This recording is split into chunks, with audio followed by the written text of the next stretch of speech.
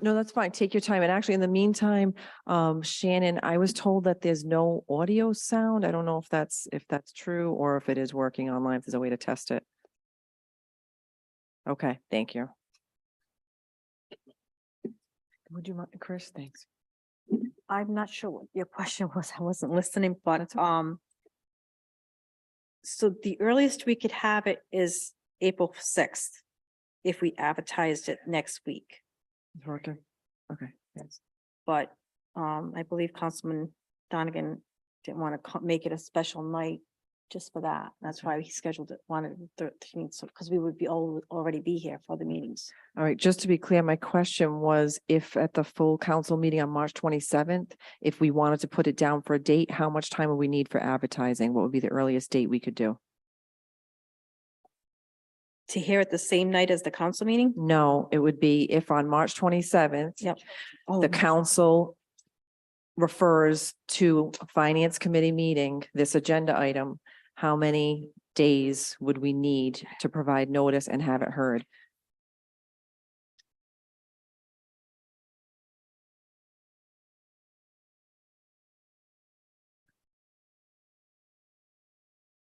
Okay.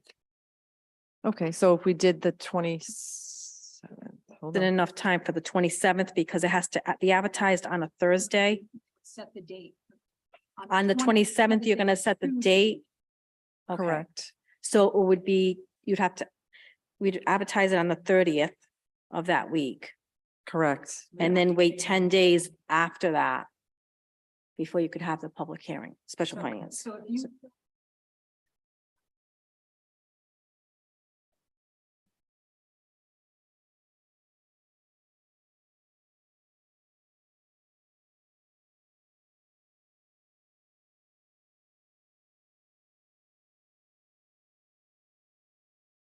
Just. All right.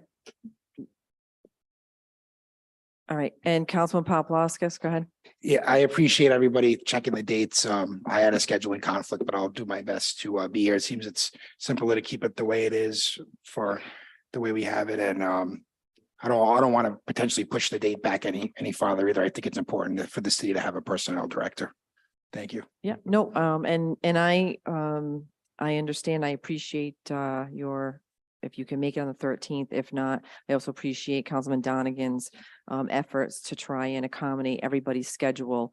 And the point is, and I think it was made this evening, that if there is a situation where you're not going to be able to attend and you want to, we can try and work something out because we will. The clerks have just confirmed have enough days notice, not by much, maybe a couple of days, but thanks. Okay. All right. I had a motion and a second, and just for the record, can note that Councilman Riley just arrived for the meeting as well. Any other discussion? No. All right. Clerk, if you can please take a roll. Councilwoman Jermaine, Yes. Councilman Donegan, Yes. Councilman Campopiano, Yes. Councilman Paplaskas, Yes. Councilman Riley, Yes. Council Vice President Vargas, Yes. and Council President Marino. Yes. Okay. All right, and I'll motion to adjourn. Second. Okay, all those in favor? Aye. Okay. Aye. Ayes have it. Thank you.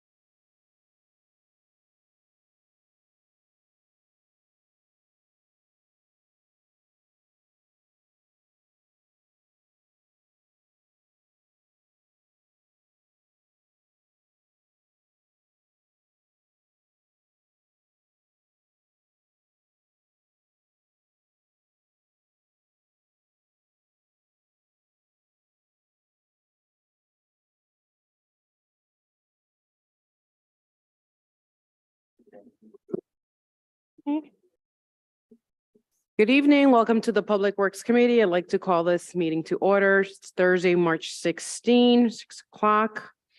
To the clerk, can you please take a roll call? Councilwoman Renzulli, Councilman Ferry, Councilman Donegan, Present. Councilman Riley, Here.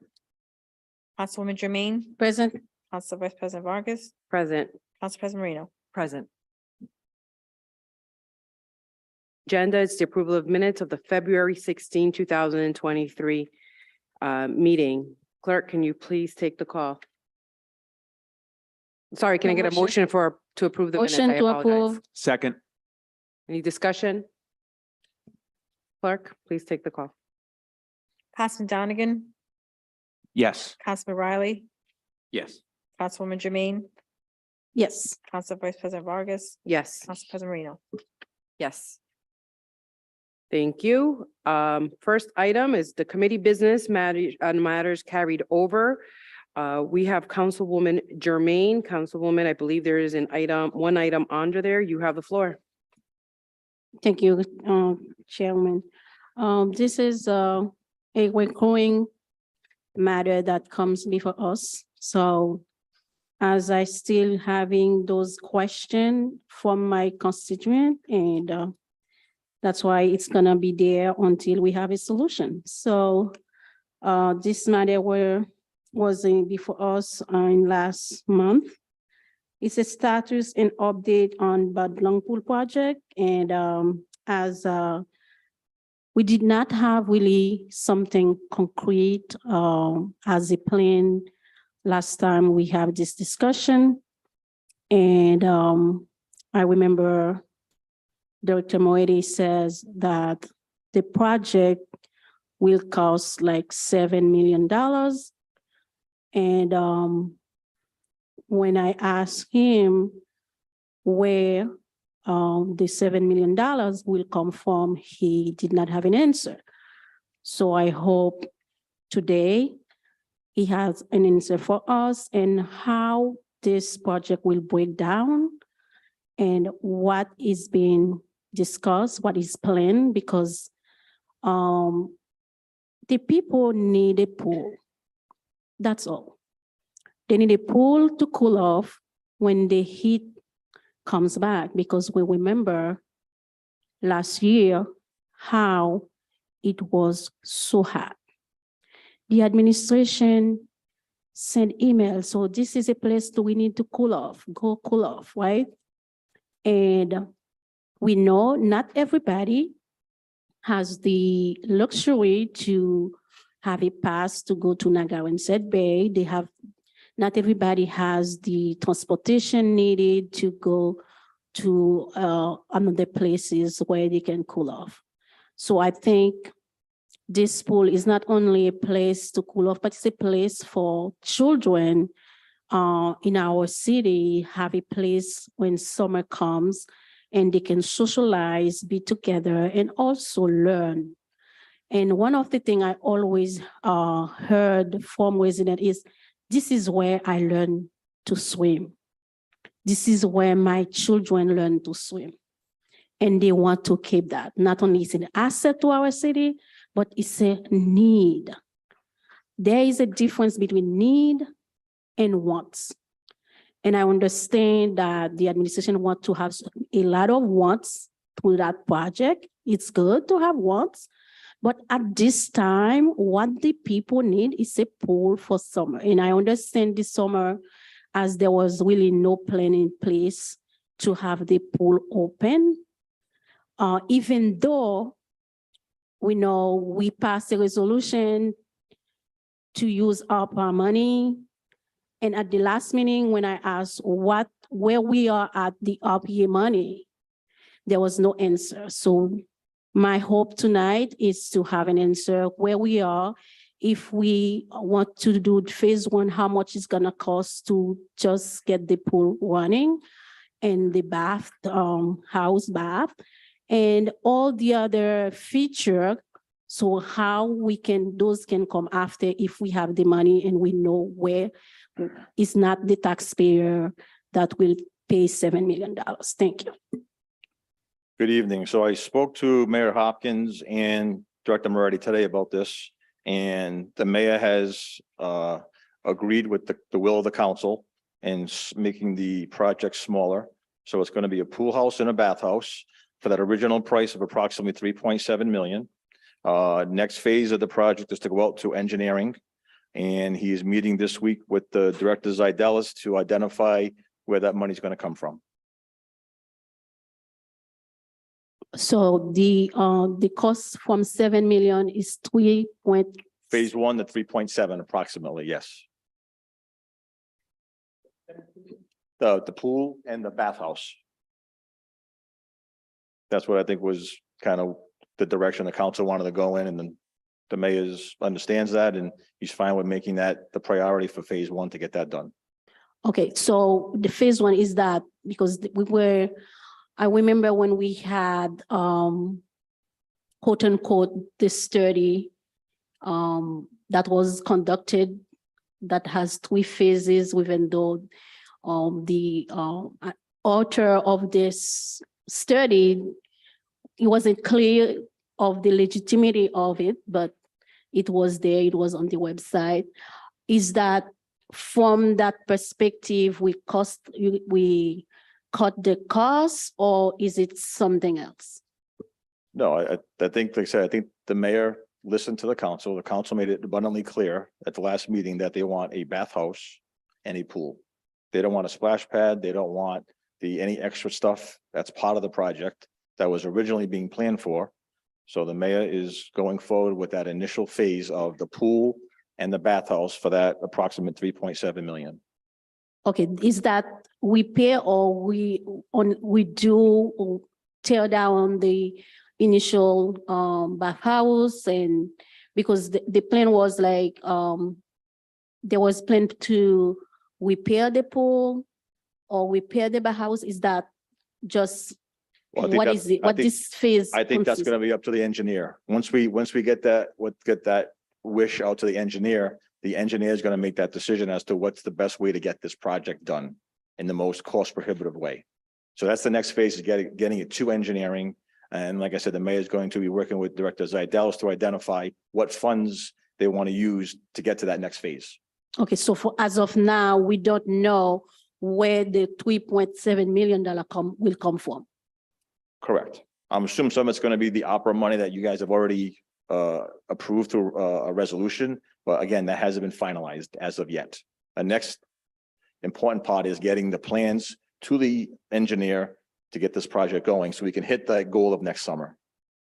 Okay, so as of now, we don't know from the ARPA money where to start, how the process going to be to have the money, if we can have the full $3.7 million, or if we will add the grant that we receive from the federal delegation.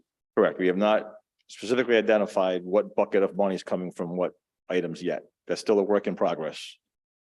Still nothing. Thank you. No, not still nothing. The answer is the council asked for a pool and a bathhouse. The mayor has agreed to a pool and a bathhouse at the funding of 3.7 million. It's going to come from grant money, opera money, or any other item that the finance director sees fit. So I think the mayor is being very accommodating and doing what the council has asked him to do. What I mean is like, we still don't hold, we do still have not the costs. Those are not really break down.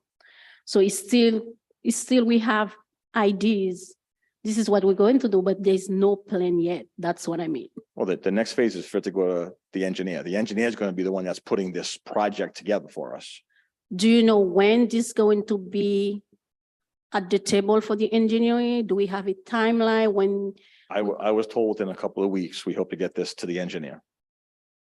Thank you.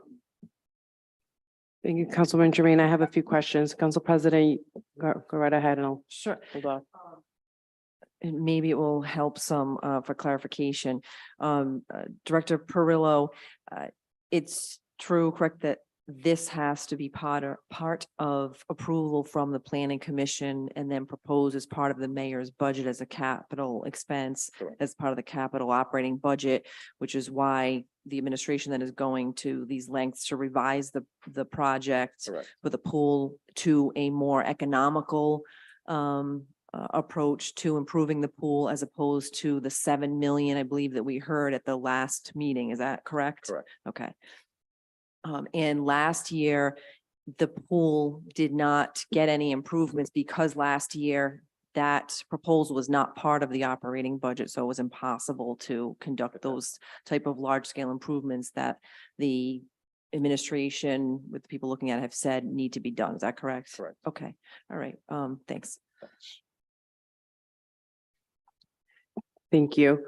Any other questions on this topic? No. Director Perillo, so again, the engineers will be meeting with the mayor at some point within the next few weeks, not next week. Correct. Hoping, Correct. obviously, So- in the middle of budget season, so Director Zardellis is a little busy, but obviously we have to get him to earmark where the money's coming from directly. So should we be expecting at all with the possible budget address happening within the next few weeks to have this in the budget, being addressed in the budget at all? I can't guarantee that to you. I don't know if that's going to be in the budget or not, his budget address. I don't know. Okay. All right. Thank you. Councilwoman Jermaine, would you like to keep this on for the next Public Works Committee meeting as a follow-up, or would you like me to remove it for the next, remove it from the agenda? Oh, Are you all this is set? gonna continue. Do for you want the us to next- continue? Yes. Okay. So the clerk, if you can keep this on for the next Public Works Committee meeting for the April meeting, that would be great. Thank you. Moving on to the next item under committee business matters.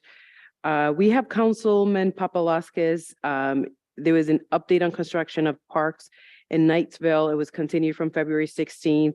I just spoke to him a little while ago in our council meeting. He said he was all set. We're moving this from the agenda. If he has any questions or concerns on this matter, he'll bring it right back up to the administration and add it to the docket.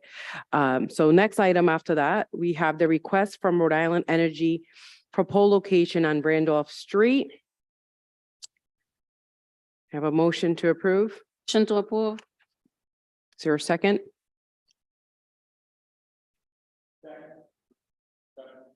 Okay, any discussion on this item?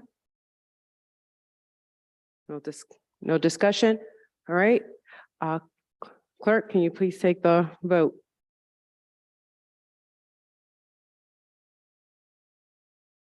Councilman Donegan? Councilman Riley? No. Councilwoman Jermaine? Yes. Council Vice President Vargas? Yes, Council President Marino? Yes. thank you. On to the second item, request from Rhode Island Energies for pole location on Rose Street. This was continued from February 16, 2023. Have a motion to approve? Motion to approve. Or a second? Second for discussion. Any discussion?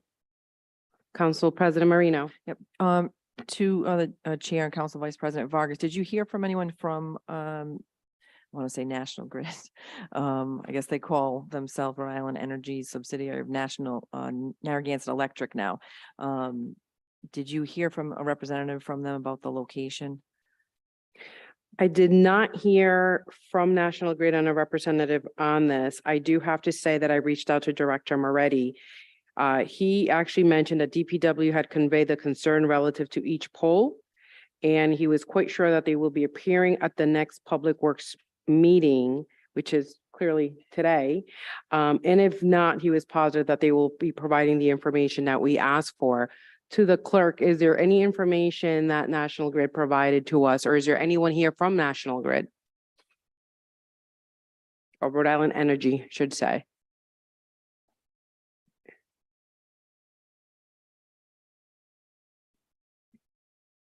Thank you. Can you please state your name and address for the record?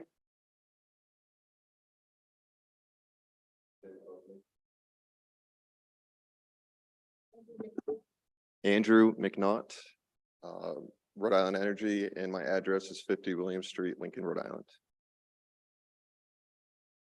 Thank you. All right, sir. Go right ahead. So could you just repeat the poll location? Sure, so poll locations that we were concerned about it, but this one in specific right here is the one on Rose Street.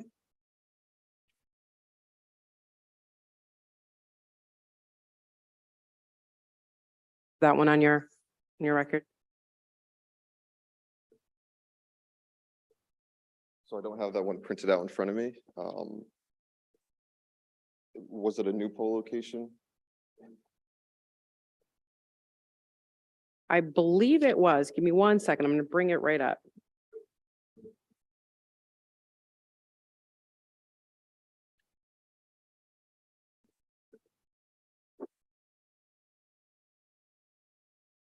Okay, I actually have it right here. Perfect.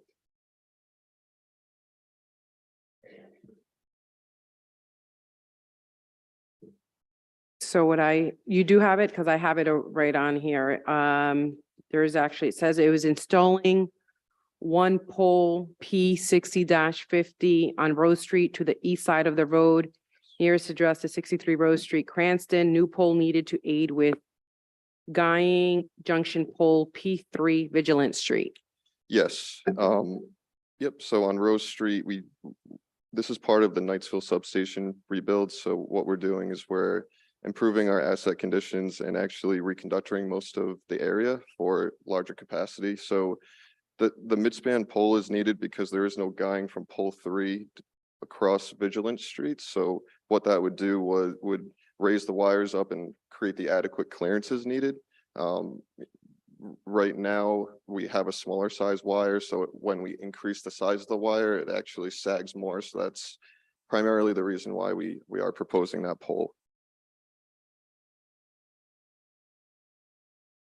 Are there any questions at all for the representative from Rhode Island Energy? Council President Marino.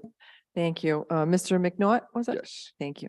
I just had a question. The property, if you're looking at that diagram there, the property at the corner 32 Vigilant Street, am I seeing that right, where there's already an existing pole on the corner of their property on Vigilant Street at both corners? Is that correct? pole 3, correct. Yeah. And then pole 9, yes. And the way this is drawn up, I'm unable to determine if there's an additional pole bordering that same property on Florida Avenue. Do you know, to your knowledge, if there's another Narragansett electric pole on that side of the property? To my knowledge, I don't know. In most likelihood, yeah, I can't answer that right now. Sorry. Okay. I'm having difficulty with this one because that would mean that particular property would have 4 Narragansett electric poles on its property, one on each side that faces streets. And that's the predicament that I have, the struggle I have here is kind of encumbering that property in that way. Yeah, so you mentioned that it would be on their property. These poles existing right now are on the public property, but I understand what you're getting at. It would restrict access to 4 different areas of their, each side would have some type of encumbrance to access. Yeah. Yeah, so Yep. when we propose these pole locations, what we strive to do is not put them at egress points or ingress points. So entrances of homes, we try to accommodate as best as we can.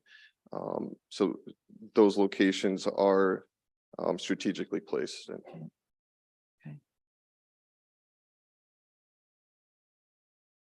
Okay. All right. Thank you. I don't have any other questions. Any other? Yes, Councilwoman Jermaine. Thank you, Chairman. Is there any way that you can find to place one of the poles? Because as the Council President Marino mentioned, 4 poles in one property, that's really a lot. So can we check if there is a way we can move that and put it somewhere else? Because if there is only 3 poles existed in this property. So that's my, suggestion, so we can continue this and have a study to see how we can place that. We do not have 4 on one property.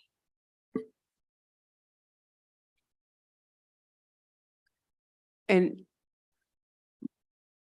any other questions, or discussion on this item? I have a question, actually, when you're putting a pole up in someone's property, what notification do you actually provide the resident? Yeah, so when we petition for a poll, this process right here, so we'll come again for you guys, across, and we would actually try to notify the homeowners. We would stake the pole, they would see the exact location, so, you know, they have the opportunity to come here to a public hearing, and just do that process. Through that process, they would be able to ask questions and see why we're doing the project. For this example, it's because we're doing the Knightsville substation rebuild. Okay, and I don't want to derail from the conversation, but it really is related to polls and just in general here, now that you're here on, and there's another request for another poll at a different location in addition to the one we just voted on and the one we're discussing. So is there any notification and any notification at all to the to the owner of that property at any case? So like, I guess my question is, there is no notification, but instead it's more of the council, the city notifying the neighbors, or not the neighbors, I'm sorry, the property owner where the pole is going to be directly in front, or if there's any obstruction or anything of that sort, but there's no other communication at all from you aside from us asking representative from your end to come in and answer any questions that we may have on the poll request. Yeah, so let me just clarify. So, you know, we do have a customer service center, so if there is a question, they always can reach out to us. I actually got a call and reached out to a customer, not this particular one, but you know, they can obviously reach out to us, ask us questions, but yeah, there is a public forum, for example, this hearing right now, that they could come to and ask further questions. And please, and I would just, please, if you can state your name and your address for the record as well. Thank you. Marisa Albanese, also with Rhode Island Energy, and our office address is 280 Melrose Street in Providence. So on individual poles, the tech who happens to be setting the pole would approach the property owner to make sure that they know where the pole is going. With a few of the petitions that you have in front of you tonight and more that will be coming, as Andrew discussed, we are increasing capacity at our Knightsville substation. That's an overall project. Normally what we do with large scale projects is we submit the poll petitions, make sure that we have all of those secure. And then with that project, we'll be notifying the entire neighborhood. So we want people to know that we're upgrading our system to improve safety and reliability. In this case, the pole is a mid-span pole to support the increased size of the wire. I can appreciate that the customer would have an extra pole on their property. The only other way to support the additional wire would be for our engineering team to install a push brace pole on the opposite corner, which actually takes up more of the residents' property. If you remember some of those where I've shown you some photos in the past, that's a pole with another brace that leans this way. And so that would kind of impede the whole public sidewalk area in front of their home.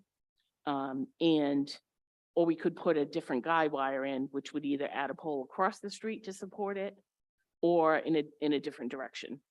We'd have to look at the engineering on this particular one. I do want to remind everyone that we take every precaution to make sure that we're not blocking egress and that we install poles for safety and reliability and to serve customers. The other thing that I do want to mention is that they are jointly owned utility poles between Narragansett Electric and Verizon. And so we both look at the engineering of those poles and make sure that we've got capacity for not just electric wires, but for communications wires as well. Thank you. And to just follow up on that too, when you are putting a new pole and there's any interruption in terms of electricity. Yes. You don't notify the resident, right? No, we do. You do? Yes. I disagree just on a personal end when I was on a Zoom and they came in and they changed the poles without notice and I was the middle of work and I got interrupted for a I'm so- full I 20 apologize. minutes. And that's why I'm asking. I'd hate to see any of my constituents, you know, I understand that you have to do your job, but on our end, it's also making sure that there's some sort of notice going out to the resident if possible. And no interruption on that end. Usually, yeah, if we are installing individual poles, usually the tech tries to knock on a door to make sure that the resident knows we're there.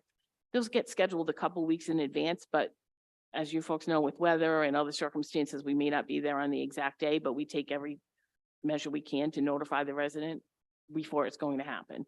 Unless it's an emergency and we have to install something quickly. Thank you. You're Is there any welcome. questions at all to the representatives or on this matter at all from anyone in the committee or anyone in the council?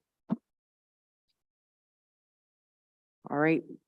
Oh, sorry, Councilwoman Jermaine. It's not a question. I think we should continue that to have a better understanding. If there is anything that can do, we can, that's my suggestion.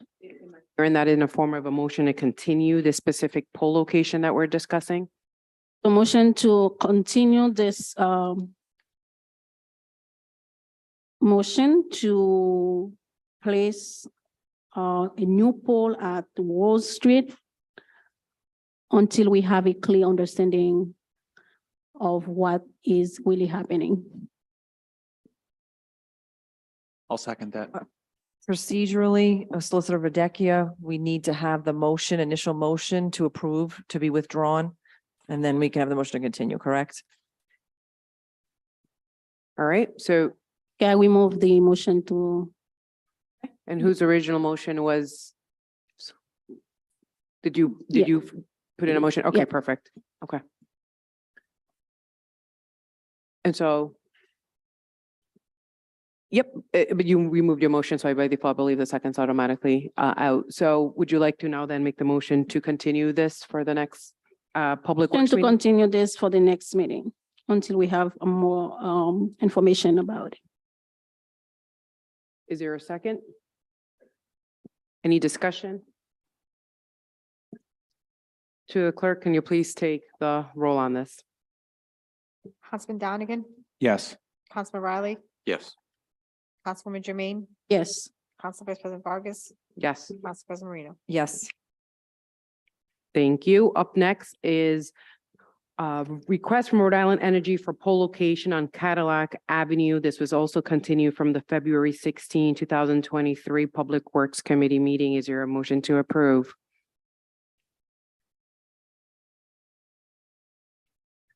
All right. Motion to approve. Is there a second on this?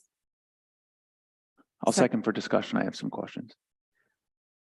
Discussion. Councilmember Donegan. Thank you, Chairwoman, Vice President. Good evening. Thank you for being here this evening. This pole location is my understanding to accommodate two existing poles, one that's on the corner of Packard and one that's on Cadillac already. Yes. The concern that I have is the property owners on Packard. The way that those two properties are, I think it's 27 Packard, and then the property next to them, which is a Flint Avenue address, it's their garage. So there's the 27 Packard Street garage, then there's this unpaved area, and then the garage for 185 Flint Street. But that unpaved area in between, for effective purposes, is used as another place for a car to park right now. That's how the residents are using that space. Okay. Would this pole location interfere with that? Is there a curb cut there that we would know about, or are they just? I do not, I took a picture today. No, there is, well, I mean, so just from our purposes, the way our engineering folks look at everything is with legal curb cuts and access to the street. If they're using that for a driveway, we can certainly meet with them to talk about it, but we need to make sure that we install a pole in the public right of way that supports the other wires that will be in the area. I think that if the option is there to, the gentleman that owns the home is Eddie Sepulveda, and he's a very approachable gentleman. He's a neighbor. I think that it would be, I'll be happy to call him. thank you so much. Yeah, you're welcome. If that's the case, we could continue this to next month. So I would, I think the motion needs to be withdrawn. It sure does, yes. Did the motion? Okay. And I would make a formal motion to continue to next month. Second. Second. All right, we have a motion, we have a second. Any discussion? Seeing none, clerk, can you please take the roll on that? Councilman Donegan, Yes. Councilman Riley, Yes. Councilwoman Jermaine, Yes. Council Vice President Vargas, Yes. Council President Marino. Yes. Thank you. Now we're moving on to public hearings. Is there anyone here to discuss any matters that are on the docket? Docketed matters only. Okay, we're still in public works for those that have been walked in. If not,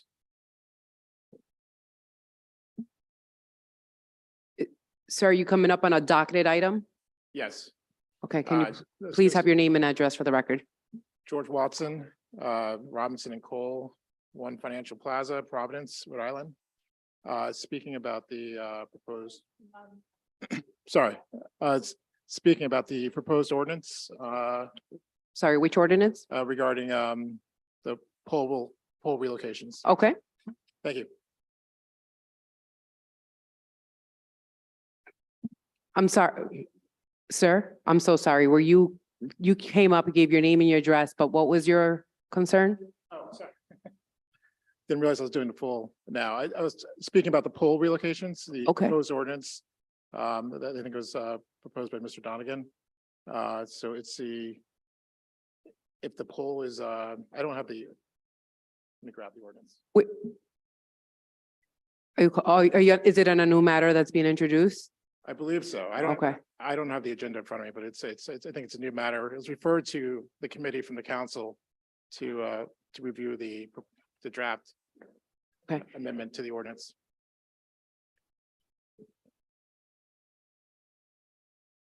Yeah, it's a draft amendment to chapter 15. Through the chair. So, I believe That's it's gonna be- 2-23-3. Yep. okay, so as we just experienced for the last, few minutes, there's a set process for locating poles in Cranston. There's an application that's filed, it's reviewed by the city officials, and then it's reviewed by the committee. So the poles are just not haphazardly installed. And so this proposed ordinance presents a problem that you have a change condition or you have a new development and someone could elect to say that, we have an issue here and a pole needs to be moved. There's a set process for pole removal. So once they're set, once a pole is established, to remove it, there's a cost involved, and that cost is borne by the person requesting that the pole be relocated. And so the draft amendment would circumvent that process and find a company, which is really sidestepping all of the procedures involved with maintaining poles and also relocating poles. And so the company objects to this as it's drafted. thank you. Unfortunately, we can't answer questions during docketed matters and during public hearing, but it's been noted on the record where you stand. Okay, all right. Oh, thank you. Absolutely. Is there anyone else here to speak on docketed matter only on tonight's agenda? All right, is there anyone on Zoom? No, No public comment. right? No, I see no additional public comment. I'm going to be closing that and moving on to new matters before the committee. First item is 22303, ordinance and amendment of chapter 15 of the Code of the City of Cranston, 2005, entitled Buildings and Construction, Poles Relocation, sponsored by Councilman Donegan. Have a motion to approve. So To approve. second. Discussion? Councilmember Donegan. Thank you, Chairwoman, Vice President. This ordinance was drafted with help of our legal counsel to clarify existing code 1516-05, which gives the council the ability to request changes in pole location. This is to ensure that when if and when a public safety issue should arise regarding the location of a pole, that we have the ability to require the pole be relocated. Thank you, Councilman Donegan. Is there any questions, any discussion? Administration have any? say? Yes. Director Perillo, floor is yours. Yes, thank you. The administration's opposed to the ordinance.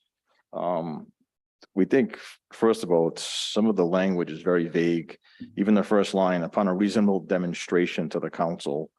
I mean, what is this? What does that consist of? I know you said public safety, Councilman Donegan, and maybe that wording should be in there, but I think that is very vague and doesn't really give us any clarity on when this would go into effect.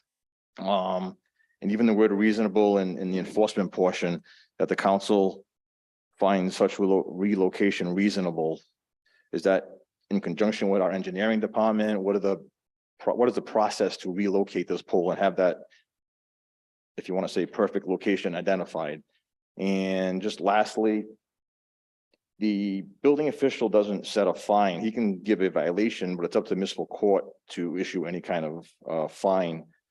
And I just don't think it's in the city's best interest to start fining Rail Energy $250 per day.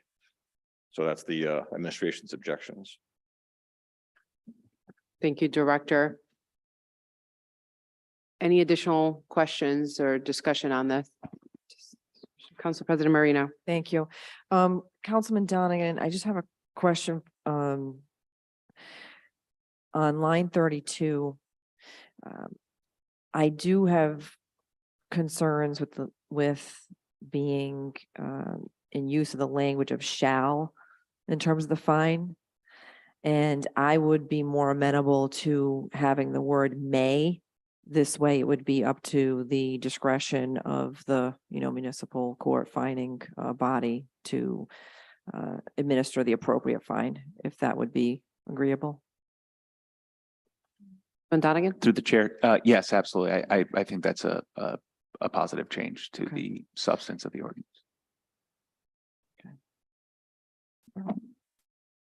Any additional questions or discussion? No, and along those lines, if there are other amendments, maybe discuss first, and then we can withdraw the motion to approve and then make a motion to administer some of the amendments as suggested. Sure. Yes, I withdraw my motion to approve. All right, thank you. And I'll make a And then motion. if you can, Yeah, I'll make a motion Motion. to amend on line 32, removing the word shall and instead replacing it with the word may. okay, there's a motion. Is there a second? Discussion? All right, clerk, if you can please take the, oh, sorry, Councilwoman Jermaine. Yes, I also, for the first, I think for the first line, upon a reasonable demonstration. So the first two words, I have a little problem with it because it's not really clear for me. So is there a way we can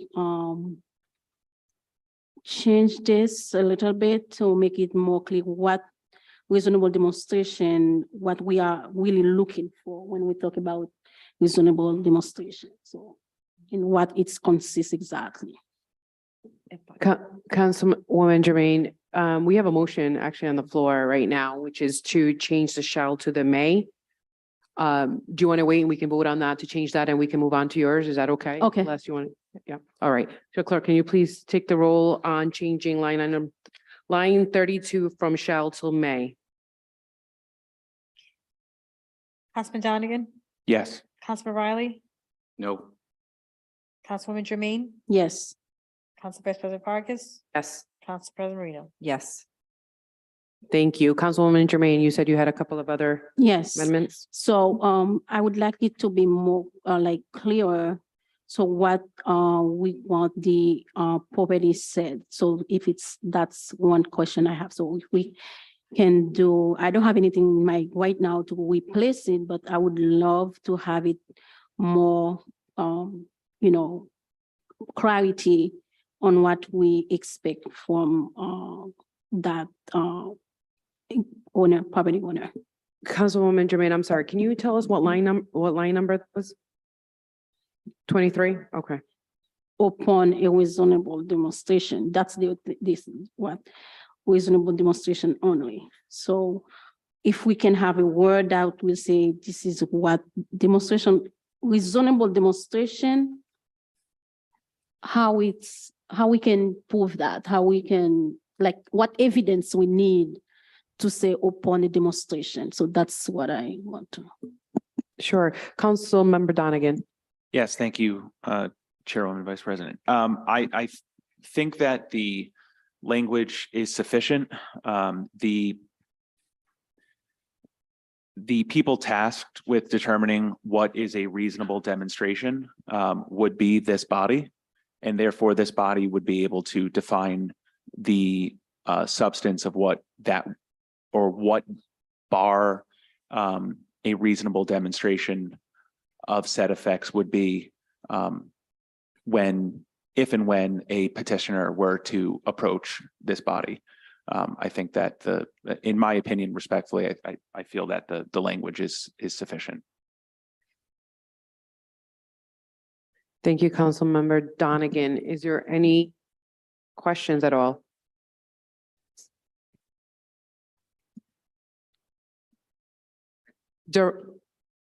Sorry, I was gonna say directors. Solicitor Degya. Madam Vice President, just a few observations from my perspective. I'm sure the committee's aware, but there is already a section within the code which basically says that the council always retains the power to change the location or direct the owner. It uses the word owner as opposed to utility.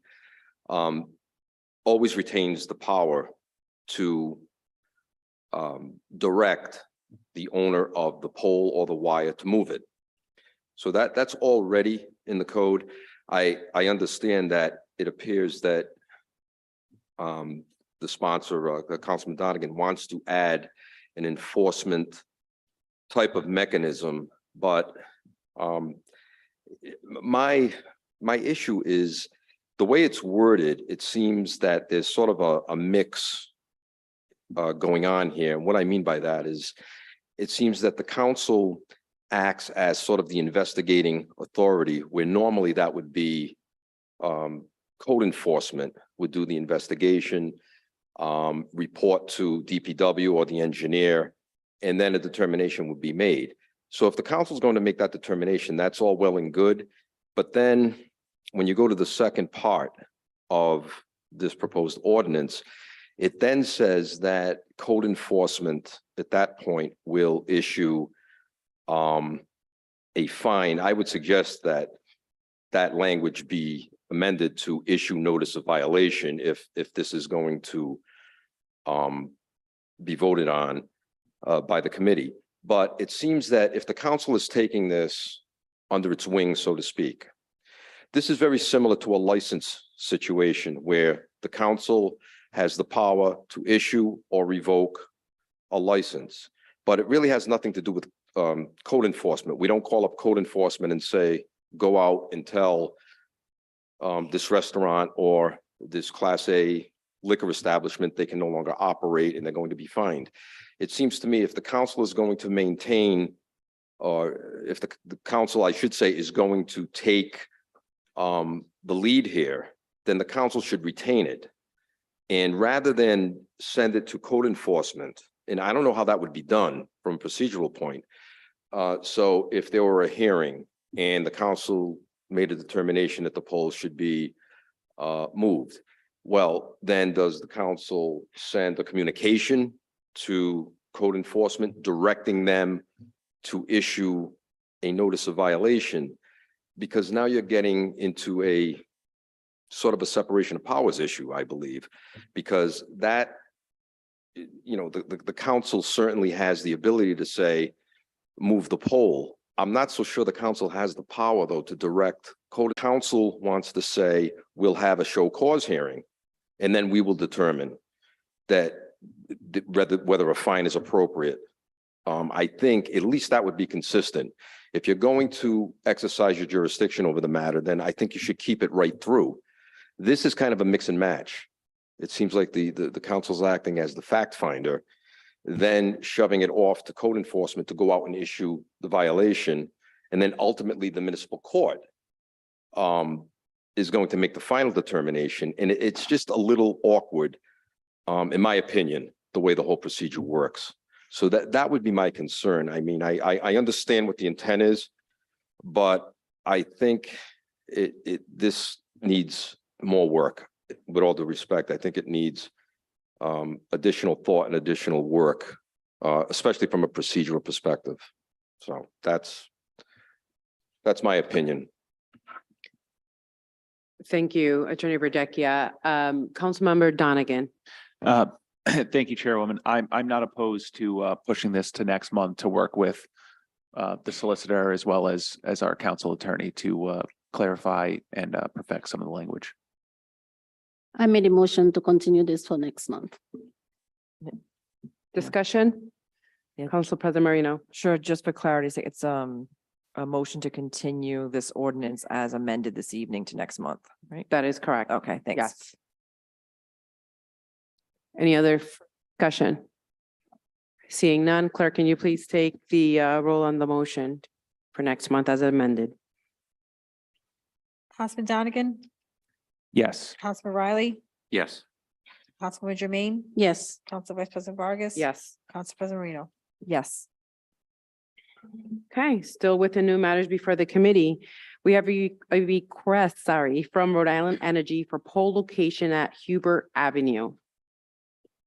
Is there a motion to approve? motion to approve. Is there a second? There's no second. Second for discussion? Thank you. Discussion. Okay, if there's no discussion on the request from Rhode Island Energy pole location at Hubert Ave, then I'll have the clerk please take the roll on this. Councilman Donegan, Yes. Councilman Riley, No. Councilwoman Jermaine, Yes, Council Vice President Vargas, Yes. Council President Marino. Yes. Thank you. Next item, request from Rhode Island Energy for pole location on Park Avenue, north of the road P 9088-84. Is there a motion to approve? Was there a second? second. Thank you. Discussion, questions? Seeing none, clerk, can you please take the vote on this? Councilman Donegan, Councilman Riley, Councilwoman Jermaine, Yes, Council Vice President Vargas, Yes. Council President Marino. Yes. Next item, request from Rhode Island Energy for pole location on Park Avenue, south side of road P 9107-50. Can I have a motion to approve? motion to approve. Is there a second? Thank you. Any discussion? Seeing none, clerk, can you please take the roll? Councilman Donegan, Councilman Riley, Councilwoman Jermaine, Yes, Council Vice President Vargas, Yes. Council President Marino. Next, Sorry. next item, request from Rhode Island Energy for pole location at Orlando Avenue. May I have a motion to approve? to approve. Is there a second? Is there discussion? Seeing none, clerk, can you please take the roll? Councilman Donegan, Councilman Riley, Councilwoman Jermaine. Yes. Council Vice President Vargas, Yes. Council President Marino. Yes. Thank you. On to next item, request from Rhode Island Energy for pole location on Park Avenue, north side of road, P 9124-25. Is your motion to approve? Second. Discussion. Seeing none, clerk, can you please take the roll? Councilman Donegan, Councilman Ferry, Councilwoman Jermaine, Yes. Council Vice President Vargas, Yes. Council President Marino. Yes. Thank you. Up next is council communication. Myself, I have a council communication noted here on the docket, and that is update on Milton Avenue, no parking here to corner signage. I'll say that I believe this was by way of ordinance that passed. It's probably going to be close to almost a year soon. There has not been a sign placed yet. Heard back from the constituent. I did drive by maybe about a week and a half ago or so, wasn't there. Haven't driven by within the last, again, week and a half or so. So I'm not sure if that was put up lately, but Director, if you don't mind filling me in on that. Are we talking about the east side that has the ordinance for no parking along the whole side? Yeah, there was a corner right on Park Ave. Yes, no parking here to corner that passed last year.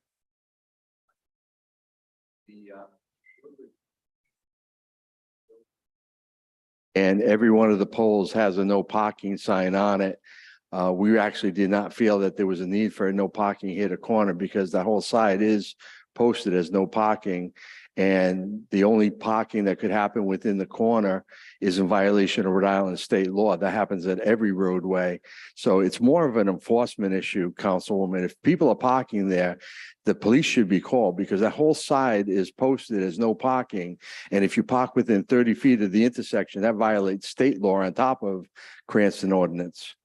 So there's a no parking on one of the poles further down, but there's not one close by. And so what happens is there is a utility truck and there's also probably someone who lives by or visits that continuously parks on that right within the actual curbside. So even when there is the garbage truck, waste management is going by, it's really been tough for them to get through, causing a problem. So hence the reason why I put the ordinance and hope that we can actually have a signage put up because it's not as close to the road, it's further down.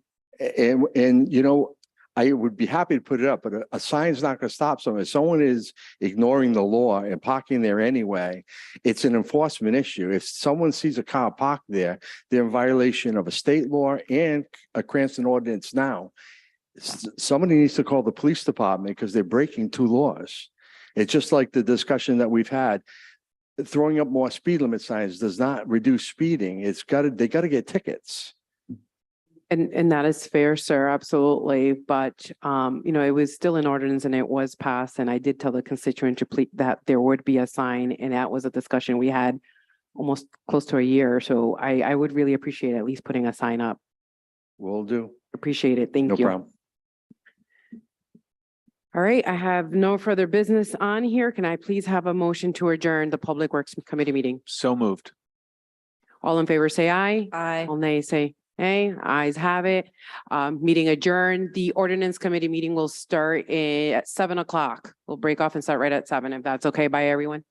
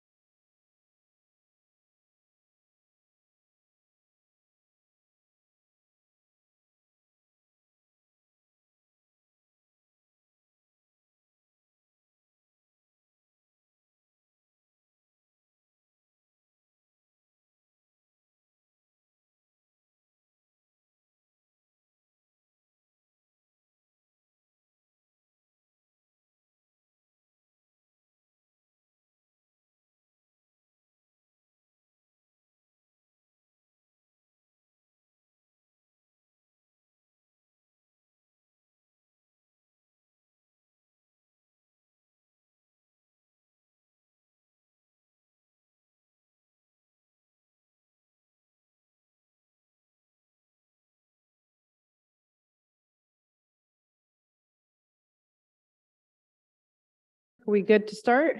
Everybody good? All right. All right, I'd like to call the ordinance committee meeting to order. It's Thursday, March 16.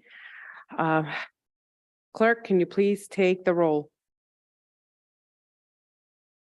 Councilwoman Manzulli, Councilman Ferry, Councilman Donegan, Present. Councilman Riley, Present. Councilwoman Jermaine, Present. Council Vice President Vargas, Present. Council President Marino. Present. Thank you. Next item on the agenda, it's the approval of minutes of the January 12th, 2023 ordinance committee meeting. May I please have a motion to approve? Motion to approve. Second. Any discussion? Seeing none, clerk, can you please take the roll? Councilman Donegan. Councilman Riley, Yes. Councilwoman Jermaine, Yes. Council Vice President Vargas. Yes. Council President Marino. Thank you. First item is committee business matter carried over.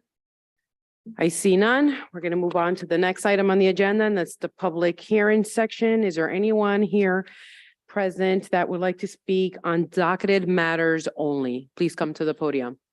Go ahead, sir. Thank you. Mr. Moses is going to let me go first. Thank you. Good evening, Madam Chairwoman. For the record, Robert Murray. I'm an attorney with offices at 21 Garden City Drive in Cranston. I'm here tonight on two items. First, ordinance number 12304. I've already sent a letter, and the chairwoman and the council president said they had anticipated no problem continuing that matter. That's the Cranston Printworks ordinance. With your permission, I'd ask at the appropriate time that be continued until your April 13th meeting.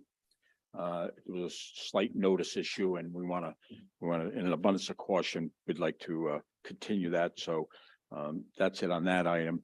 The second item I wanted to speak on, and I'm going to apologize because when I'm done, I need to leave because I have another commitment. I don't want my absence to. No problem, as long as it's not the conference, Yeah, the I basketball don't want game. my absence to be confused with the lack of interest. So I apologize. I usually stay for the whole evening, and I would love to hear Mr. Coates' presentation again, since I heard it at planning last week. So I'm here to speak on my fellow friar's ordinance, Mr. Donegan. It will come as no surprise to him with regarding the lead safe issue.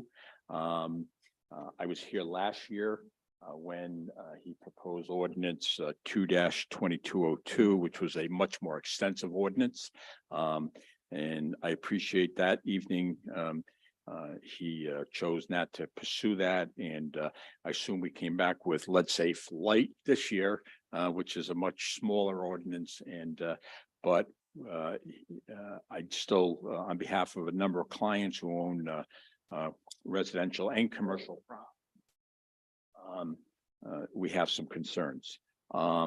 Clearly, the complexities and the concerns of last year's ordinance have been reduced and eliminated in many ways.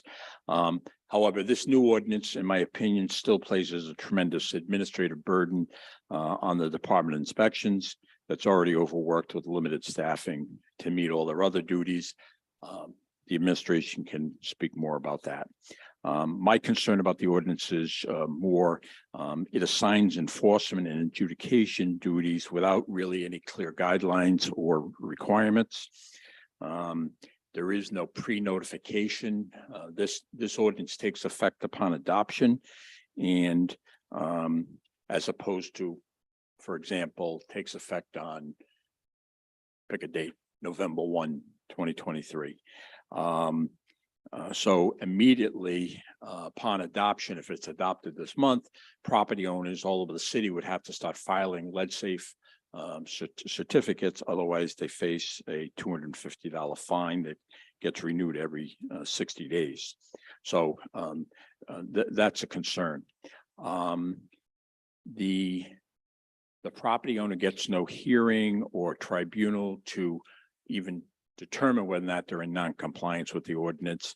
Their only remedy is to appeal the violation or fine to municipal court. Line 36 of the ordinance says it applies to any residential property. I just posed the question, what about commercial properties that have dwelling units in it that may fall under the state law. It does say on line 40 that you're subject to Rhode Island General Law 42-128.1, which is Title 42, Chapter 128.1. It's not clear to me that this ordinance only applies to just pre-1978 1978 built rental properties, or it applies to all residential properties.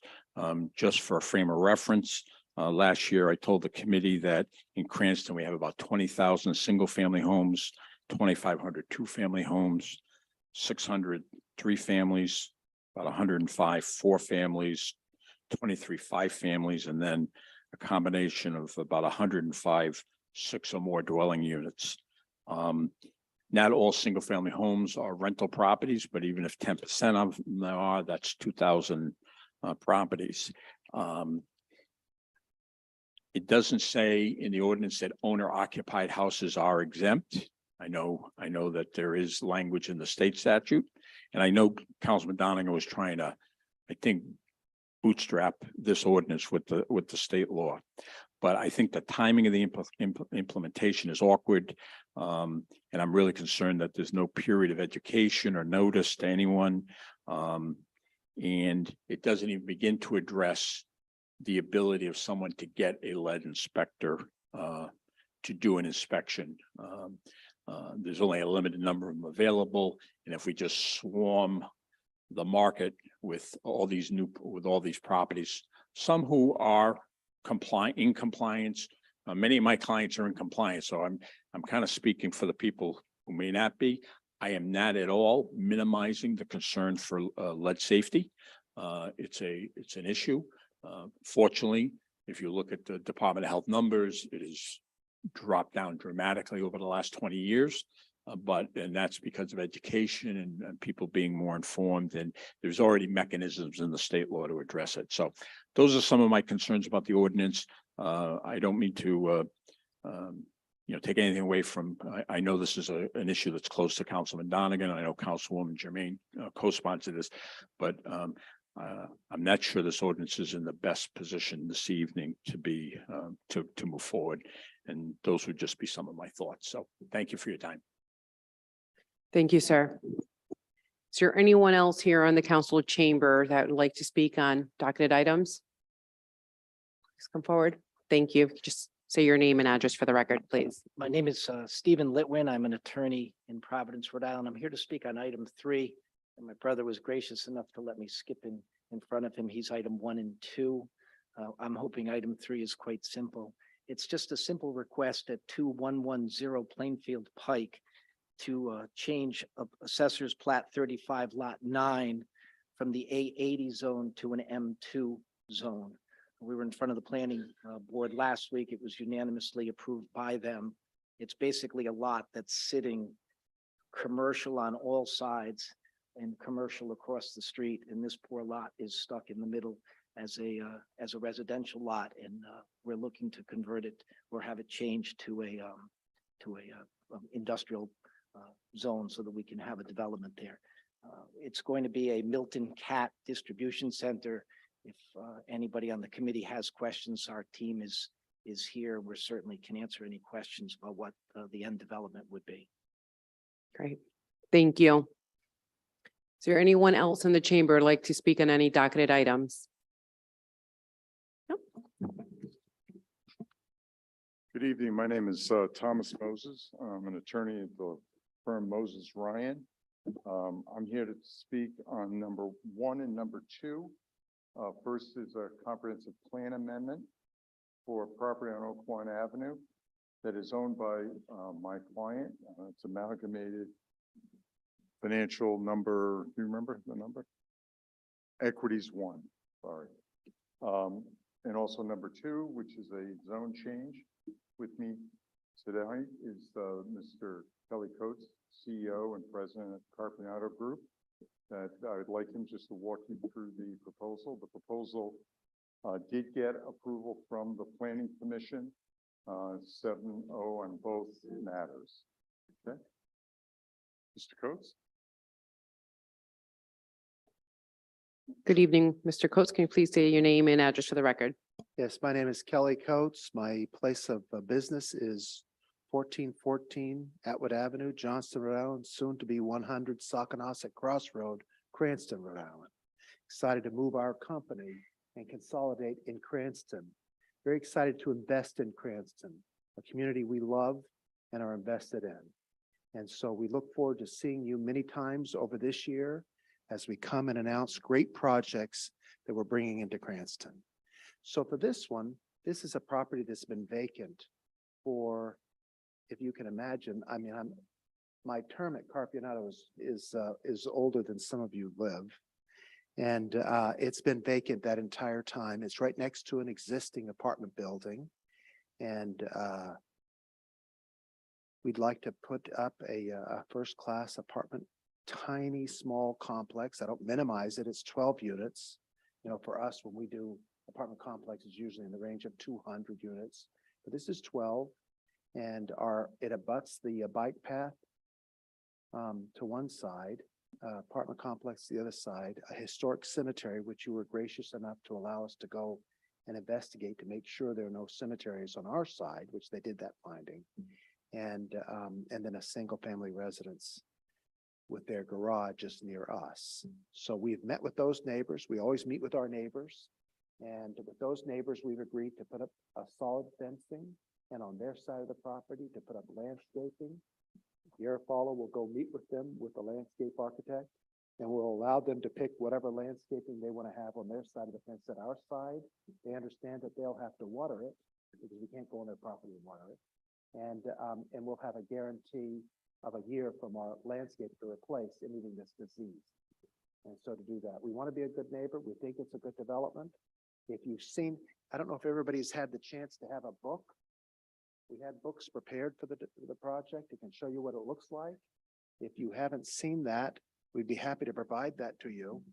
And so I would say they're Boston quality, and we're looking for primarily young professionals, and that's how they'd be targeted. And there's no pool contemplated. There's no the amenity that you would have with children. And so it's primarily, it's all 1 and 2 bedrooms. There's garage parking inclusive inside the building on the first floor. And happy to answer any questions anybody might have. We've got our team of experts, including Garofalo Engineering. Also, Mr. Lombardo here did the comp plan study to make sure our consistency is with that. Thank you. We probably will have questions from the committee, but it'll be once we get to that item on the docketed agenda. Thank you, sir. Is there anyone else, actually, for the record, to the clerk, if you can please note Councilwoman Rinzuli has joined us for their meeting. Thank you. Is there anybody else here in the chambers who'd like to speak on docketed items? Okay. Is there anyone on Zoom that would like to speak on docketed items? There is no public comment. All right. Seeing there's no additional public comment, we'll close that portion of the meeting. We're moving on to new matters before the committee.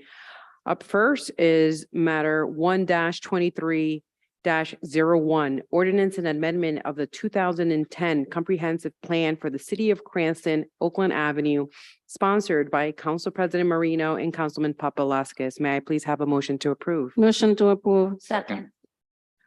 All right, this motion, there's a second. Any discussion? Councilwoman Jermaine. Thank you, Chairman. I think this is a phase 1 of this project coming out in front of us, and I really I commend you, because one of the things when I heard about housing, I'm so happy. And then when I heard also we're gonna have some affordable housing, I'm happier. So if you know me, anyone who bring housing to Cranston, I'm supporting them. And as long as you agree to have our quote, so the 15 or 20% maybe sometimes, but this is great for Cranston. We need to have a city that welcome everybody. You have money, you're welcome. You have no money, you're welcome. We have something for everybody. That's why we call diversity, inclusion. So have something for everyone. If you can afford a $500 million house, you can come, you can find it in Queenston's, build it. If you can or have a house that $1,500, $800, we have something for you. So that's why I'm in full support of this project, and I applaud you and thank you for bringing it to Queenston. So Woman Jermaine, is there any other further discussion? Councilwoman Thank you. Mazzoli.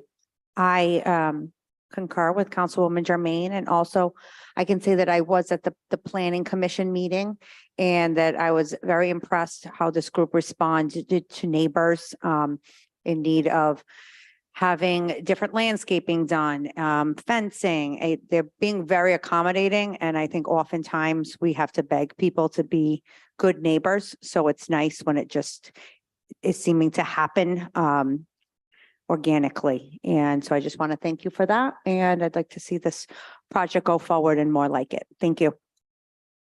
Thank you, Councilwoman Mazzoli. Any further discussion on this items come before us this evening? Council President Marino. Thank you, Council Vice President Vargas and Chairwoman. I would just say that I was happy to co-sponsor these two ordinances this evening. And I do want to thank Carpianato for being a good community partner. There is a need throughout the state. There is a need in every city. And we are glad that you have stepped up and providing housing and including an affordable component to this project so that Cranston can contribute to the need statewide and citywide. Thank you for helping us shine, and I hope that this passes this evening. Thank you. Council President, any further discussion? All right, I also would like to just add that I want to thank the Carpinato Group and everyone that's been involved in this project, making sure that not only do we have affordable housing, but that we also have a accountability of the location where everyone is taking care and being good neighbors of the landscape, as we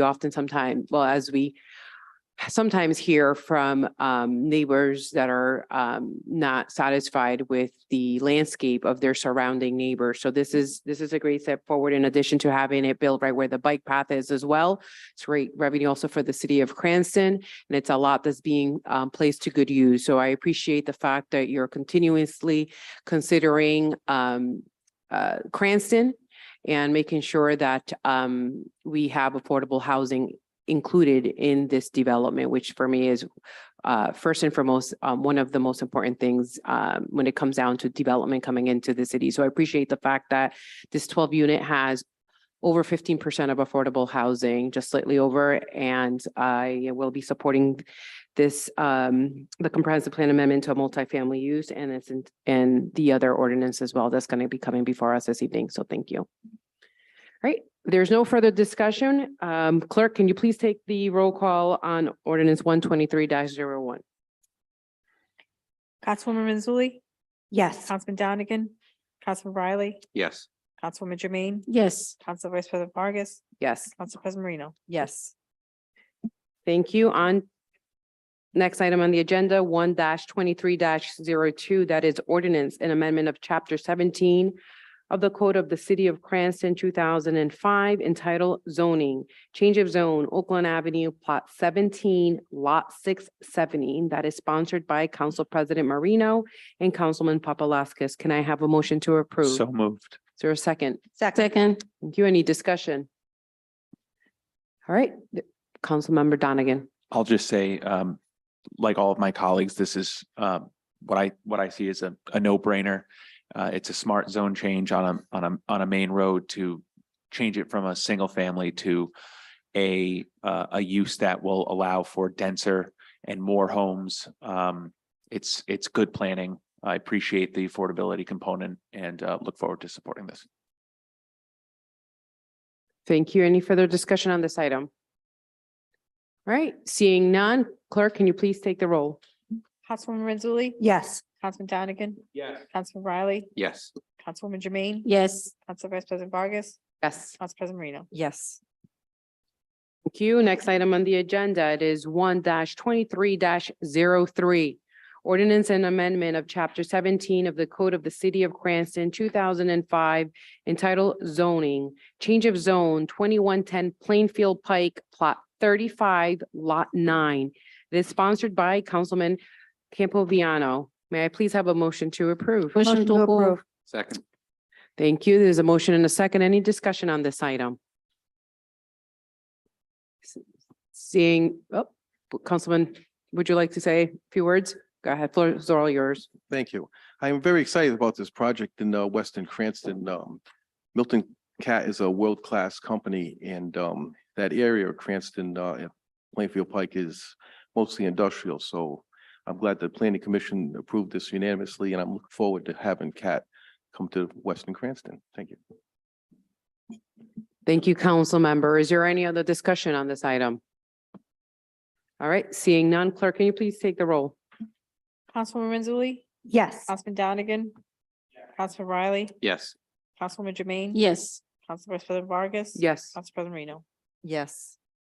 Thank you. Up next is item 1-23-04. That is ordinance and amendment of chapter 17 of the Code of the City of Cranston, 2005, entitled zoning, change of zone 1381 Cranston Street and 767 Dyer Avenue, Cranston Printworks Project. This is sponsored by Councilman Papalaskis. The applicant's attorney requested it be continued to April 13th of 2023, as we just heard him come up before us. Can I have a motion to continue this to the April ordinance meeting? So moved. Second. Second. Thank you. Any discussion? Seeing none, clerk, can you please take a roll?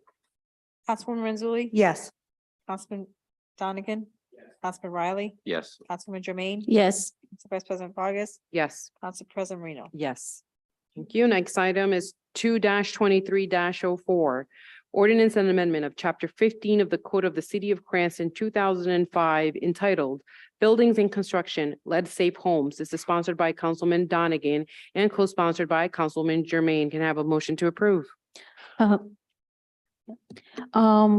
Council Vice Chair and I think Council President, Council Donegan and I, we agree to continue this ordinance for next month.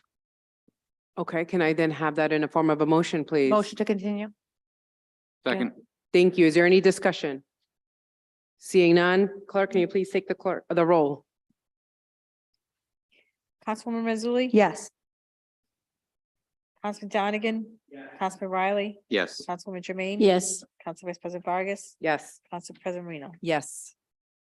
Thank you. Next item on the agenda is 2-23-05. That is ordinance and amendment of Title 9, Chapter 9.08.061 of the Code of the City of Cranston, 2005, entitled Public Peace, Morals, and Welfare, Removal and Pruning of Trees, sponsored by Councilman Donegan, Council Vice President Vargas, and Council President Marino. Can I please have a motion to approve? To approve. Is there a second? Second. There's a motion and a second. Is there a discussion? Councilmember Donegan. Thank you, Chairwoman, Vice President. It's fairly straightforward, I think. It's simply that when the city removes a tree that we replace that tree to the best of our ability, in a place that's proximate location to that previous tree. This is just to ensure that we are, maintaining our tree coverage throughout the city. There's a lot written about the public health benefits of having trees. I'm not going to go into that. I think we're all aware of that. So this is just to ensure that we continue to maintain our tree coverage in the city. Thank you, Councilman Donegan. Is there any further discussion? No? Oh, sorry, Councilwoman Jermaine. Yes, so if there is no objection, I would like to be added as a co-sponsor as well. So noted. Clerk, you can please take note of that. Thank you so much, Councilwoman Jermaine. Councilwoman Renzulli. Thank you. This might be a question for the administration. I'm not sure if there's been any like financial impact or about this? I know we can't estimate how many trees are gonna come down, but do we know how much it costs every time we put one up? And does this second part to that question, this might be for the sponsors. Does this apply if there's a storm and 40 trees are knocked down at once? Do we need to put 40 trees back up within a certain time frame? And I'm just concerned about how much money this could cost if there's some kind of a natural disaster. Thank you. Thank you, Councilwoman Renzulli. We'll take the first question to the administration. I think it's a concern for the city. It's really an unknown fiscal note. We don't know what the ramifications of this could be. I want to have Justin Matus to speak on this. He's the city engineer and give you his perspective. He oversees the tree warden and the tree program. Thank you.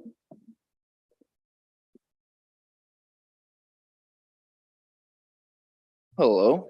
So just to kind of comment on the funding aspect of things, just some general numbers. We remove about 100 trees a year and we plant about 25 trees as of current. So simple math would say you would need a 4 times budget increase, but that would just be to purchase and install trees. That doesn't account for the maintenance of juvenile trees, which often require water bags, as well as additional fertilizers to grow the root system of the trees, as well as any sidewalk work that would need to be done in order to give the tree an appropriate tree well, which is typically 24 square feet, 4 by 6 of a sidewalk. Most of the trees in the city are planted in tree wells that are substantially smaller than that. So that sidewalk expense would be another unknown factor to this program. Just a couple other notes that I've taken on this. The city plants trees currently with our backup sidewalk tree planting program. So that requires a property owner's, the input into this progress. They have to agree to have a tree put on their property. The city does not plant trees in the public right of way, which is a concrete sidewalk in most situations. So if we were to take a tree down in a sidewalk, that would require the property owner's approval for us to put one on their property. That's how our program works as today. Thank you. Is there any other questions for the engineer or any other further discussions from a council member? Councilmember Donegan? Thank you. Thank you, sir, for being here this evening. The 25 that the city plants, is that through the backup sidewalk program, or is that something separate? Backup sidewalk program, yes. I'm trying to remember how much is budgeted for that. Is it 15,000 each year? 10,000. 10,000. So if we needed to plant 4 times more, it would be 40,000. I would be hesitant to agree with that because that doesn't include the maintenance of the juvenile trees and any sidewalk work. No, that's fair. All of our tree planting are done by a nonprofit agency that handles all of that. So they are able to purchase trees and plant them at a private rate.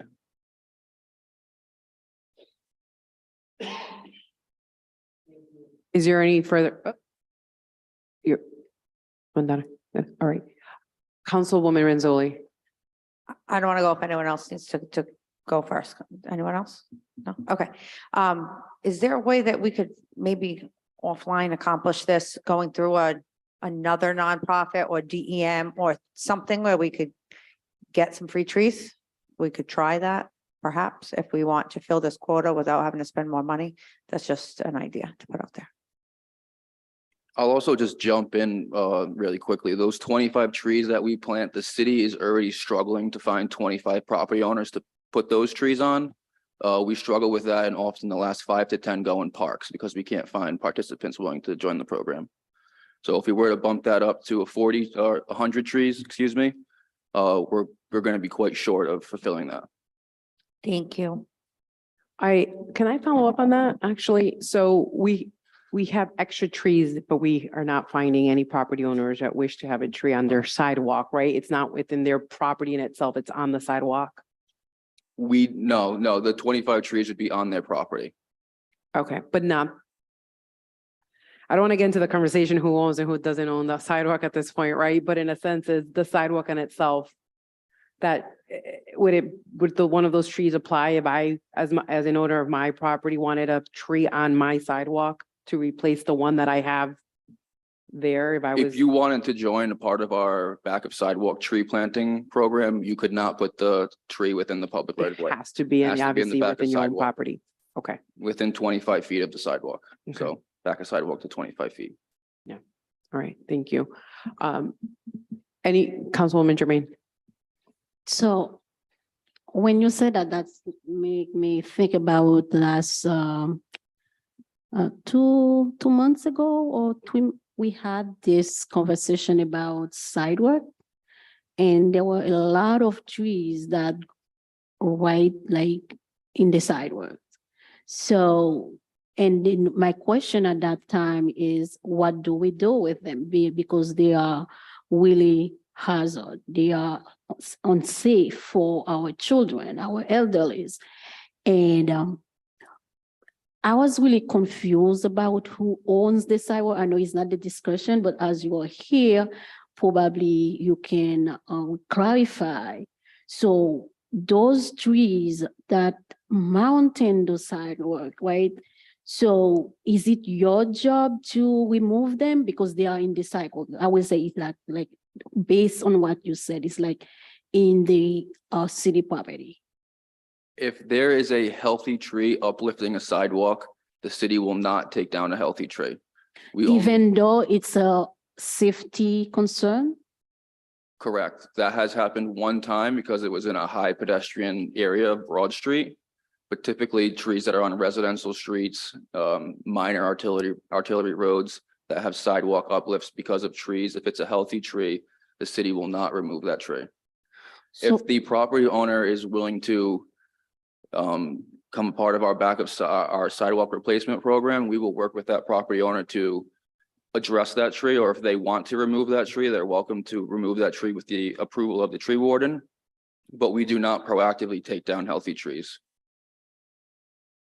Oh. So I think I'm gonna come back with this discussion again because we still need to have clarification on that. Those trees that we need to replace them by smaller trees. And when we have those big trees that lift up the concrete and cause safety hazard for our resident and tells me if the tree, so what do we prioritize at that moment? The tree of the safety of the resident? So that's a question I would like to have answered, but it's not the question today. I think I would just like to wrap that up by saying that's why we use our backup sidewalk program now and no longer plant trees in sidewalks because it creates that issue.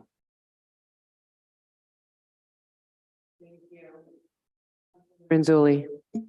I'm gonna let this topic go after this, but did you say that the property owner can pay to remove a tree that's uplifting a sidewalk, but the city cannot, or is? Cause No, I thought we heard the opposite before at another time. No, we work with property owners. If they want to fix their sidewalk and there's a tree impacting the sidewalk, we will certainly tell them you're welcome to take the sidewalk out. And our tree warden will come take a look to see if we can prune any roots for you to make this ADA compliant. If it's not possible, that might require the tree to come down to make it ADA compliant. So we can take down a healthy tree if we're trying to make something ADA compliant. Correct. Okay. If we're working with the property owner, yes. Okay. All right. Thank you. Any further discussion? Because so sorry, Council President Marino. That's good. Thank you.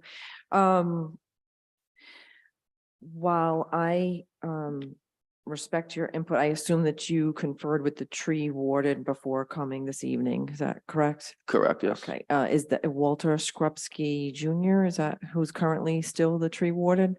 It is Walter's son, but his name is John, yes. John Skrupski. Okay, thanks. Yeah. With respect to the concerns of the funding that was mentioned, saying, we move 100 and, we do 25 and that maybe 4 times the amount with a, $330 million budget. I don't think that's a significant amount, particularly given the incentives that are available, free money that's available, whether through the infrastructure bank or other organizations, for us to get funding, I'm sure, in this small amount. to facilitate a program like this. And the language in this ordinance as proposed by Councilman Donegan and I gives a lot of leeway in the language, saying that it's as close to the location of the previous place as possible. You know, clearly, if there's a safety concern or some other unusual circumstance, we're not looking for it to necessarily be in that exact location. But I think that in today's day and age, with the issue of, you know, of global warming and climate, I think that we can make an effort to find some locations to plant trees. And maybe we as a city can make a better effort at getting notice to residents of the ability to plant trees on their property. So I'm hopeful that that there's a desire to not just remove, but to actually promote this type of improvement to the environment. And to the concern of, you know, if a storm or something were to, you know, knock down trees, that's why it says for any tree removed. You know, removing is not if a hurricane comes and knocks down 100 trees, you know. That's not the intent. And I don't think the language here would ever put us in that type of precarious situation where we would be facing that. So I'm hopeful we can reach some compromise. But I see Councilman Donegan has some comments through the chair. Thank you, Council President.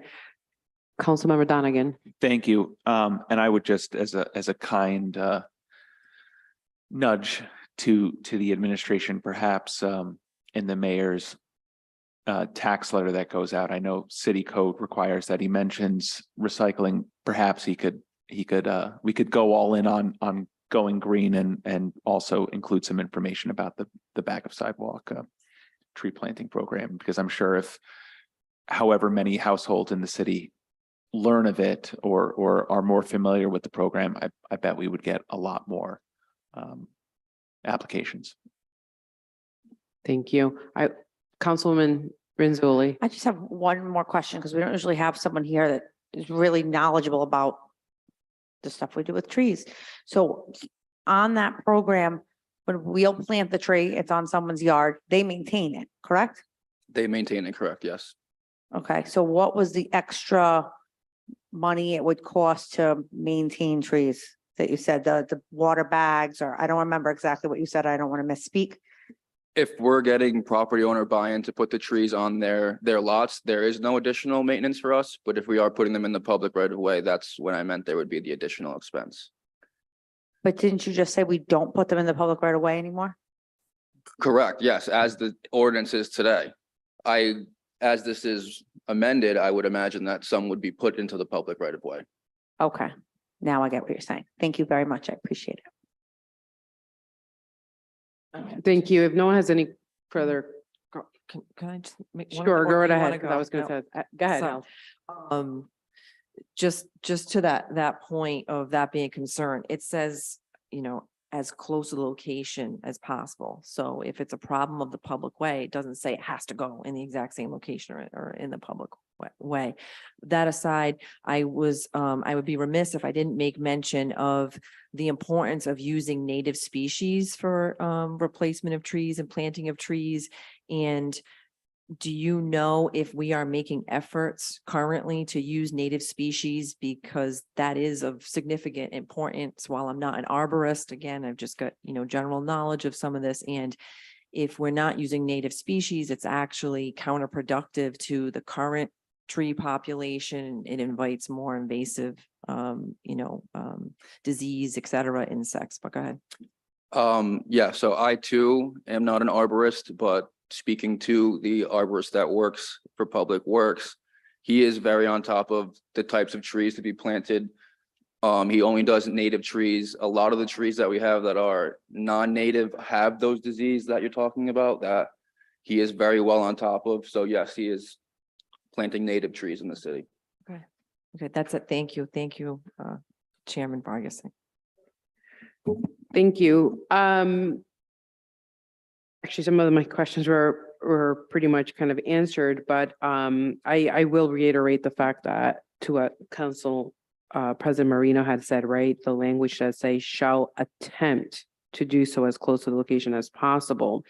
And I think the native species component is rather important because clearly we're seeing a lot of sidewalks that have been lifted, probably because maybe the right tree was not planted to begin with, or in a certain way in order, and we're seeing a lot of sidewalks being lifted today.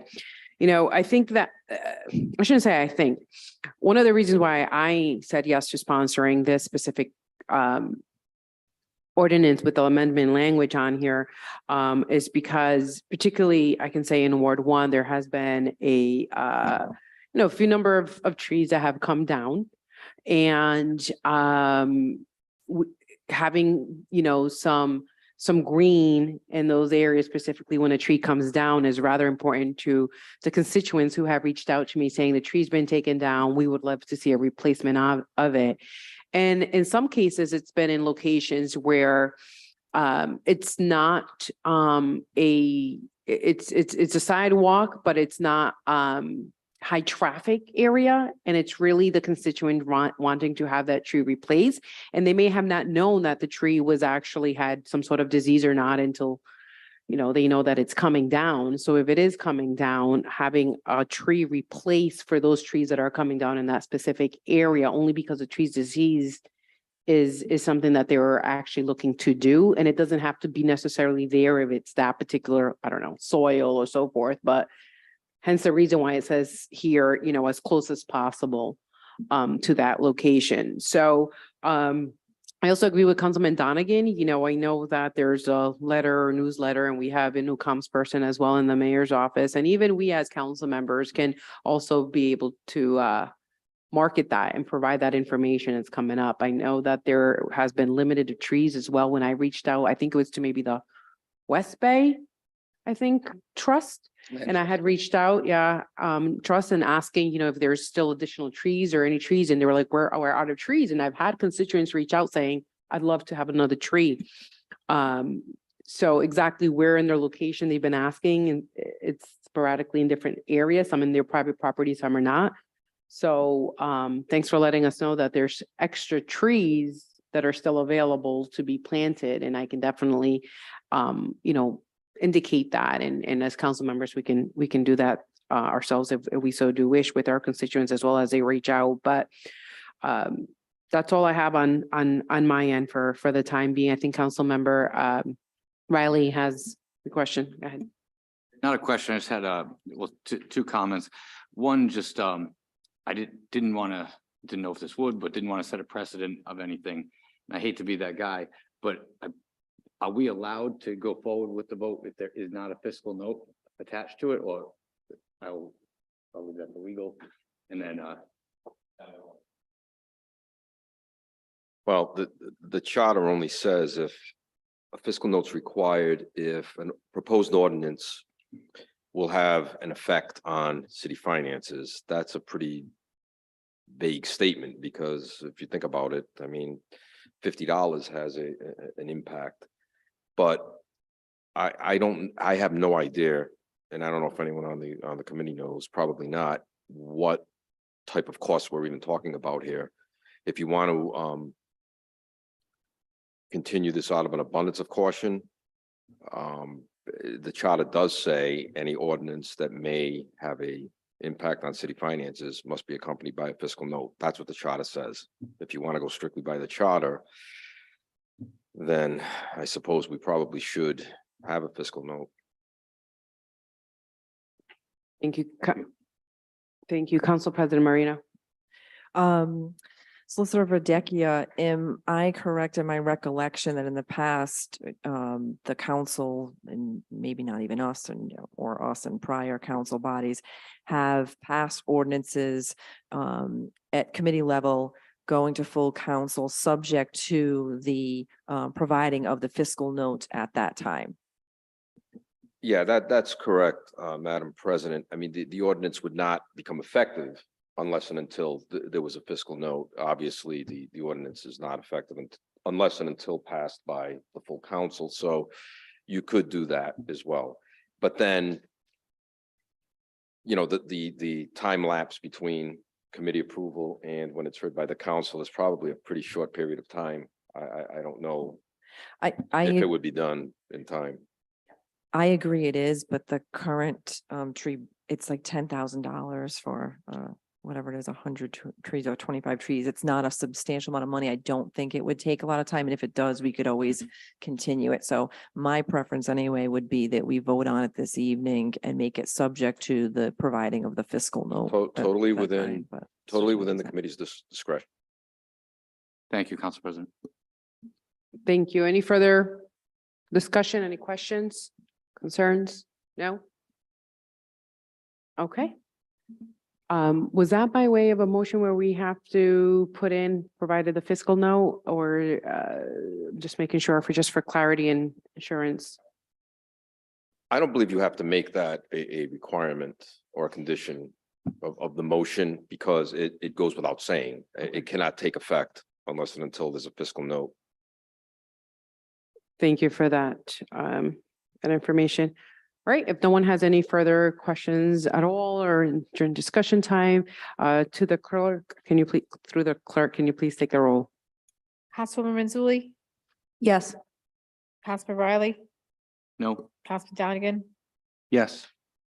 Councilwoman Jermaine, Yes. Council Vice President Vargas. Yes. Council President Marino. yes.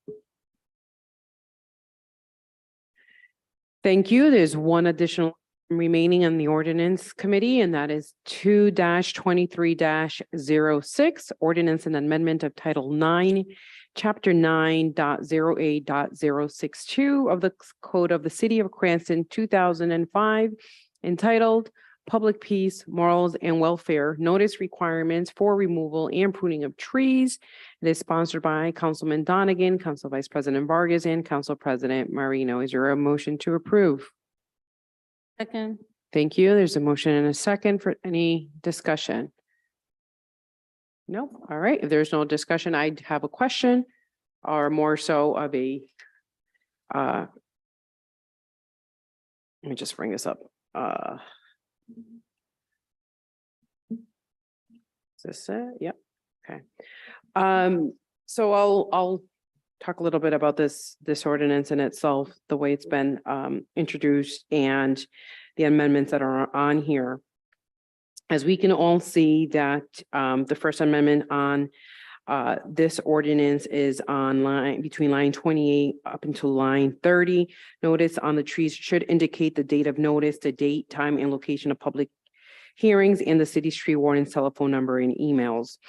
I'll start off with saying that the reason why this amendment language has been added is because there's been some trees that, again, going back to our earlier kind of just recent conversation, has been removed from the city, from city property. And some of which is clearly right in front of someone's house. And they have either, in one case, they did not call the city until they saw the notice that it was going to be removed. And so I really feel the need that as a city, we should be able to have communications with the owner. The engineer just said, right, we need approval of someone of property owners to place a tree up. But why wouldn't there be approval or some sort of notice to remove the tree in front of their house? So to me, it makes absolutely no sense. And I think it's only right for us to provide notice on when that notice was going up and allow the public to have a fair public hearing where then we as a city or the city administration, the tree warden or whomever it is can actually provide reasoning to as to why that tree is going to be removed instead of just cutting it down or removing it. And the other item on here was line 34, instead of having a 3-day of the hearing, within 3 days of the hearing, the tree warden shall render his or her decision granting or denying the appeal. I think 7 days makes more so sense of allowing enough timing for someone to come forward and know what the time at which they can come before us to deny or speak, I guess, in behalf of the reason why the tree should be removed or not. And then line 35 would be adding language in and notifies a person who are known to be of interest and provide Cranston City Council members with the list of the city trees to be removed, the location of the tree, and reasoning for the final decision at the next Cranston City Council Public Works Committee. Reasoning behind that is really feel that we have FYIs, it's more of an FYI just coming before us, added in on there saying these trees are being removed, just like we do with National Grid poles, the adding poles. In our case, it would be, can we add a list of trees that are being removed? There's obviously no tree numbers, but at least the location of the rough area where the tree is located. Simply more of denial or approval after the public hearing has taken place. Can answer any additional questions that anybody may have, but at least that gives some background as to the reason for the amendment on here. And I see the administration coming up right before us, but if there's no questions or if no one minds, we can just ask the director first and then defer to questions. Director Perillo. Hi. The Thank you. public hearing that's noted in there, I know it's in there the second time too. I don't know what that consists of, what that process is. Justin may know, he can explain that. I don't know how that, again, happens, notification, where it happens and so forth. The only other question I had was on line 35, says persons who are known to be of interest, he must notify them. How would he know that? How would the tree warden know who that applies to? Okay, so pretty much so it says the tree warden shall render his or her decision granting or denying the appeal, right? I think notifying the person of interest would be pretty much the members who actually, if you look at line 28 through 30, so you know how the notice goes up with time, date, and when the appeal is. So if anybody comes before us or I shouldn't say before us, but reaches out to the tree warden saying, I don't want this tree coming down or et cetera, that would be the person of interest. And I can elaborate on that if needed on the amendment, but that would be the person of interest, a person who's come up and said, we're in favor or not in favor of the tree. I'll let Justin speak if anything else want to add, Justin. I just think it may be a little burdensome. I mean, the tree warden's job is not only the tree warden, he's also an engineer for the city who has paving responsibilities and other things. I don't know how much time this will take out of his daily responsibilities, but that's my only other concern, but I'll let Justin follow up. Can I just ask you, Director, a quick question? Did you have a question on line 28 through 30? Did you say something about that part? No, it was just a public hearing. I wasn't sure what the process was. I'm sure Justin knows that. That was more of a. That first part of it, I had asked Director Moretti if he was okay with providing some information and notice on there, and that was okay. So the reason why I added that on here is now to not just simply have a verbal agreement, but add it into the actual ordinance. Yeah, no, that's fine.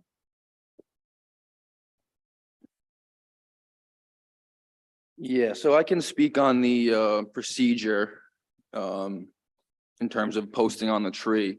And lines 28 to 30 is a bit contradicting. The way that the standard operating procedure is, 10 days before the tree comes down, the tree warden will post a sign on the tree saying that the tree is going to come down. And within those 10 days, if anybody reach out to him in opposition of taking the tree down, the written appeal, as it says in this ordinance, that's when the public hearing would be triggered. So for him to post on the tree with a date, time, and location of the public hearing, at the time of the posting, we don't know if there's going to be a public hearing or not. So it doesn't totally qualify. And then at the bottom. Can I interrupt you right there if you don't mind? Yep. Would it make sense then, instead of doing then the notice where the tree should indicate the date of notice, in terms of the, of the public hearing, that the public hearing can possibly actually be at the Public Works Committee meeting, the next scheduled Public Works Committee meeting, and they would be able to attach that as a date? Sorry, Councilwoman Renzulli. That someone gonna say that's unfair, depending on when it is that the tree notice is put up and when the meeting is. You know what I mean, like if it's the first week of the month and then it's, or the last week, I just don't know if it's gonna be a fairness issue. I personally have concerns with waiting for a monthly meeting because our tree maintenance program is already about a year behind from requests. And the program is almost entirely reactive. There's really no trees that he is identifying and taking down himself. It's all constituents that are calling the office requesting the trees to be maintained or pruned or removed. And that list is about a year behind right now. So if we were to have to wait every month to get approval, that's gonna backlog us a little bit more. So currently there is a notice that gets posted with the phone number, but there's no date as to when that notice gets posted on that tree. We can certainly So add how the do we date know of it's the been 10 posting. days? You know what I mean? Honestly, I'm not familiar with what's on that posting on the tree. I don't know if the date is on there already. If it's not, we can certainly add that. That's very simple, yeah. Question. Thank you. First of all, just to give some context to it, over the years, even as a constituent, I had heard from people and I saw them myself. There were notices posted on trees that they were going to be removed by the city and there's no date on it. So it's 10 days from what? You don't know when that was put up. That's the problem. I also heard complaints of people where they saw the notice, but then by the time they called, it was too late. Again, there was no date on the notice. The notice is useless. 10 days, who's counting it? You know, what is the point of putting a notice if nobody knows when the 10 days starts? So I'm thankful Councilwoman Vargas, is coming forth with these changes. She's heard from constituents about this. I have heard from constituents about this issue. Even as a council member of late, this issue this came up in the fall. It came up from a few people as well. So, and to this, I understand with the administration's concern and the department's concern, no one's looking to create more burden. But regardless of the changes that are put forth in this amended ordinance, the ordinance as it states already said, A, there's a notice, and said, B, there's a hearing, right? It's already in there. We didn't add that part.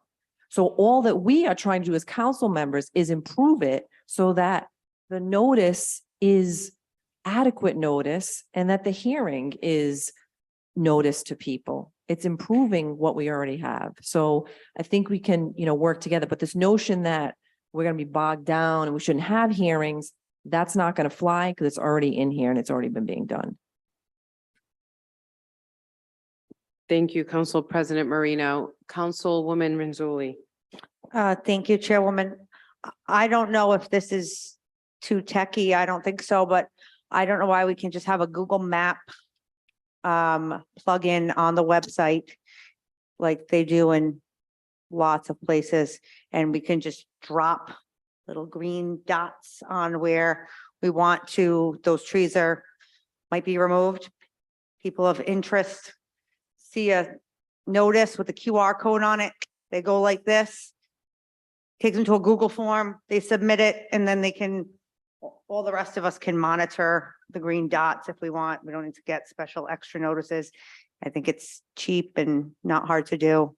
It just came to me now, though, I swear, as we were doing this. So I'm just saying, I think that that's a really efficient way to do this, and it will keep everyone knowing what's going on without too much extra paper and no real excuses either. Thank you.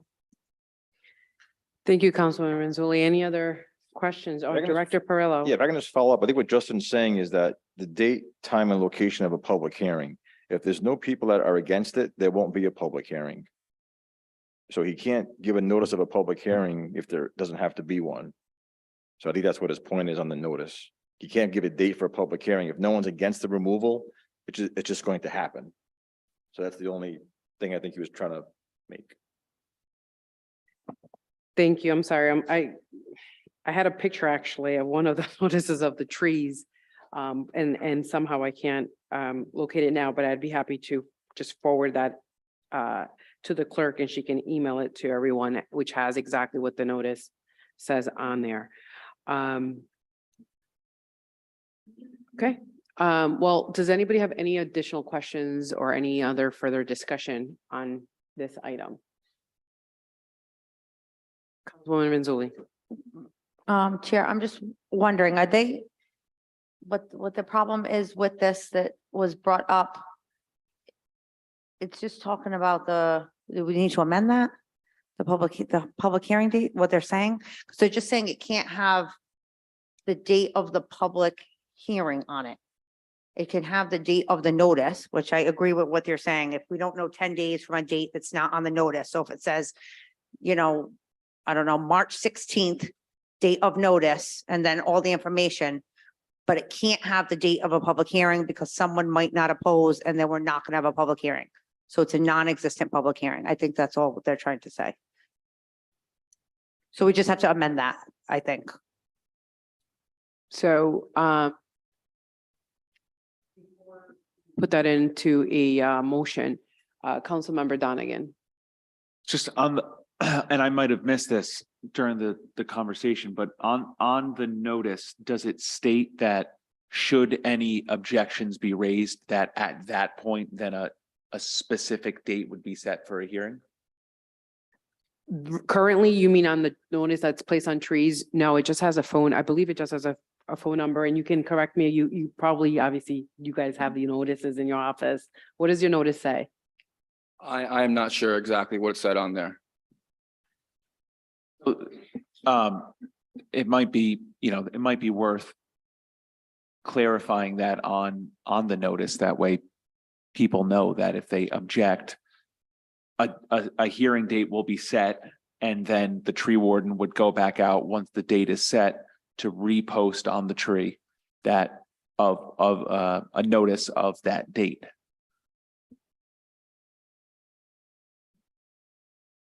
Yeah. That's fine. I think that would, because it's, I think that's fine, and I have no objections on that end. It's already, so It's already on there. it's already in, so It's already there. on line 30, if any person, firm, corporation objects removal, yada, yada, yada, yada. Object in writing, the tree warden shall hold a public hearing and give reasonable notice to all those persons who are known to be of interest and suitable notice of said meeting. So If I could through the chair. Council President. Okay, I think a solution to this would be if we end up changing the language so that it says the notice on the tree should indicate the date of the notice and state that any objections by the public shall be made within 10 days of the date of this notice, and give, whether it be an email address, or I think is better, but the city to provide written objection within that 10 days. And if there is no objection within 10 days, then there shall be no public hearing. That's what I think that solves the problem. Because yeah, I think maybe just add a phone number as well, or address that they could write to. That way, my 95-year-old grandfather, although he has an iPhone and can FaceTime, I don't know if he has email down yet. yeah, I think the notice indicate time, at least a phone number and email, which is already kind of noted on there as well, both on there. Renzulli. I totally understand what Councilman Donovan is saying, but if someone gets it, sees it on the 8th day and writes a letter, I don't want them to think that it's necessarily getting to City Hall and through whatever our mail process is to the person who's gonna open it, and then, it kind of sets people up to think that they're in time, but they're not in time. So I don't know. Just want to put that out there. We have to have some kind of mechanism to alleviate that problem. Thank you. Further questions before we, Councilwoman Jermaine. Do we have any precedent where there is objection to a tree removal? So do we have those precedent? So what will, if that had happened, what was the process? That would be a question to the administration in terms of that process. But before you answer that question, I did actually find a picture of the notice of the tree. Sorry, taken quite long on this, but it does read, notice, this tree has been scheduled for removal by the city of Cranston. Please contact the city's tree warden with questions or concern, and then there's a phone number on there. That's the only item that's noted on there, just as an FYI to all of us. Can you answer if you, The question was, Councilman? what is the process if someone objects to us removing a tree? Something that you face, or how often? So that would be when the public hearing is required. The tree warden has been employed as a tree warden for 2 years now. About 100 trees a year, 200 trees, we've been requested for a public hearing once. So about 0.5%. Thank you. Is there any further discussion at all on this item, this ordinance that's before us this evening? I think you had a minute. Councilwoman Renzulli. I would just like to say that because no one really objects, this doesn't sound like it would be a ton of extra work on anyone. If it was, I would be totally 100% against putting more on the administration, but to my understanding from where we're getting this, no one ever really objects. Maybe it's because less people know, but I can't see it increasing like 100-fold. So I will be voting in favor of this just for that reason, but I do think that we should find a more modern way of doing it. And I don't know if we're micromanaging by asking for this list to come before us. We're not approving the list, right? It's already been done. It's just like retroactive. Then I don't think that that's too big of a deal either. That's it. To your point, correct. We're not approving it. It's more of what is going down or up in terms of, well, going down in terms of the trees, or who, there's been an appeal process. I mean, it's already noted on here. He or she may appeal to the tree warden in writing. And it's just as an FYI to the council members, and it could come to the Public Works Committee versus the entire full city council on here. Yeah, the amendment says list of trees to be removed. So that would be presented to this committee in advance of the removal of the tree, which would hold up the process. If I'm Council President Marino. if I may, I think everybody, again, we're not reinventing the wheel with the proposal to this. This is amendments to an existing ordinance, and what precipitated this is that I know myself, Councilwoman Vargas, maybe others, heard from residents saying, I saw a notice, there's no date on it. I don't know when it's going to be taken down. I don't know when is this hearing going to be? Where is this hearing going to be? So the notion of where is the hearing? When is the hearing is not because of the amendments. That's actually what we're trying to cure tonight. And I think that it might be better if we continue this to next month's Public Works meeting. And in the meantime, we have a conversation with the administration to shore up. I think we can be in agreement on what the notice will say, but then we can have further discussion on where is the best place, when is the best place for the public hearing to take place, who's going to conduct it, and then the simple part of notice to the objectioners. I mean, that's really what you'd be providing. So my suggestion would be that we continue this another month, and in the interim, I'd be happy to speak to the administration if Councilwoman Vargas wants to, Councilman Donegan, and shore this up. Council President Marino, I agree. And again, the thing on here is that it already has, as you noted, right? It already has in line 33 says the tree warden shall hold a public hearing. It's already in our ordinance, but where are those public hearings being heard? So adding that amendment of notice of indicating where the public hearings are, when they're going to be, it's more like if you read it as without the amendments, it's like, okay, so when are they? I think any one of us would probably get a question from a constituent. So when are these being held? And I wouldn't have any answer for them unless I reached out to the administration on my end. So if we can have a motion then to continue this. Motion to continue for next month. Thank you. Excuse, I- Chair, can there's a clerk- motion on the floor to approve that needs to be withdrawn. Apologize. Who put the motion I to will approve? move my. Or- Motion removed, and there's been now a motion to continue and a second. Any discussion? Clerk, can you please take the roll? Councilwoman Mazzulli, Yes. Councilman Donegan, Councilman Ferry. I'm sorry, Councilman Riley, Yes. Councilwoman Jermaine, Yes. Council President Vargas, Yes. Council President Marino. Yes.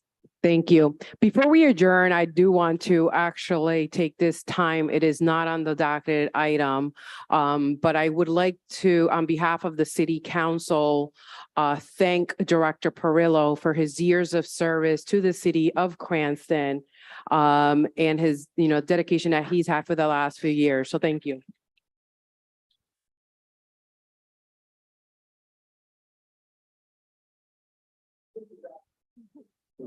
Way to end the meeting with trees. Let's see what you have up your sleeve next time, right? You're gonna Remember- miss the trees. That's right. That being said, if there is no further discussion, motion to adjourn, Happy St. Patrick's Day and happy San Second. Giuseppe. right? All in favor, say aye. Aye. All in favor, say nay. All ayes have it. Meeting adjourned.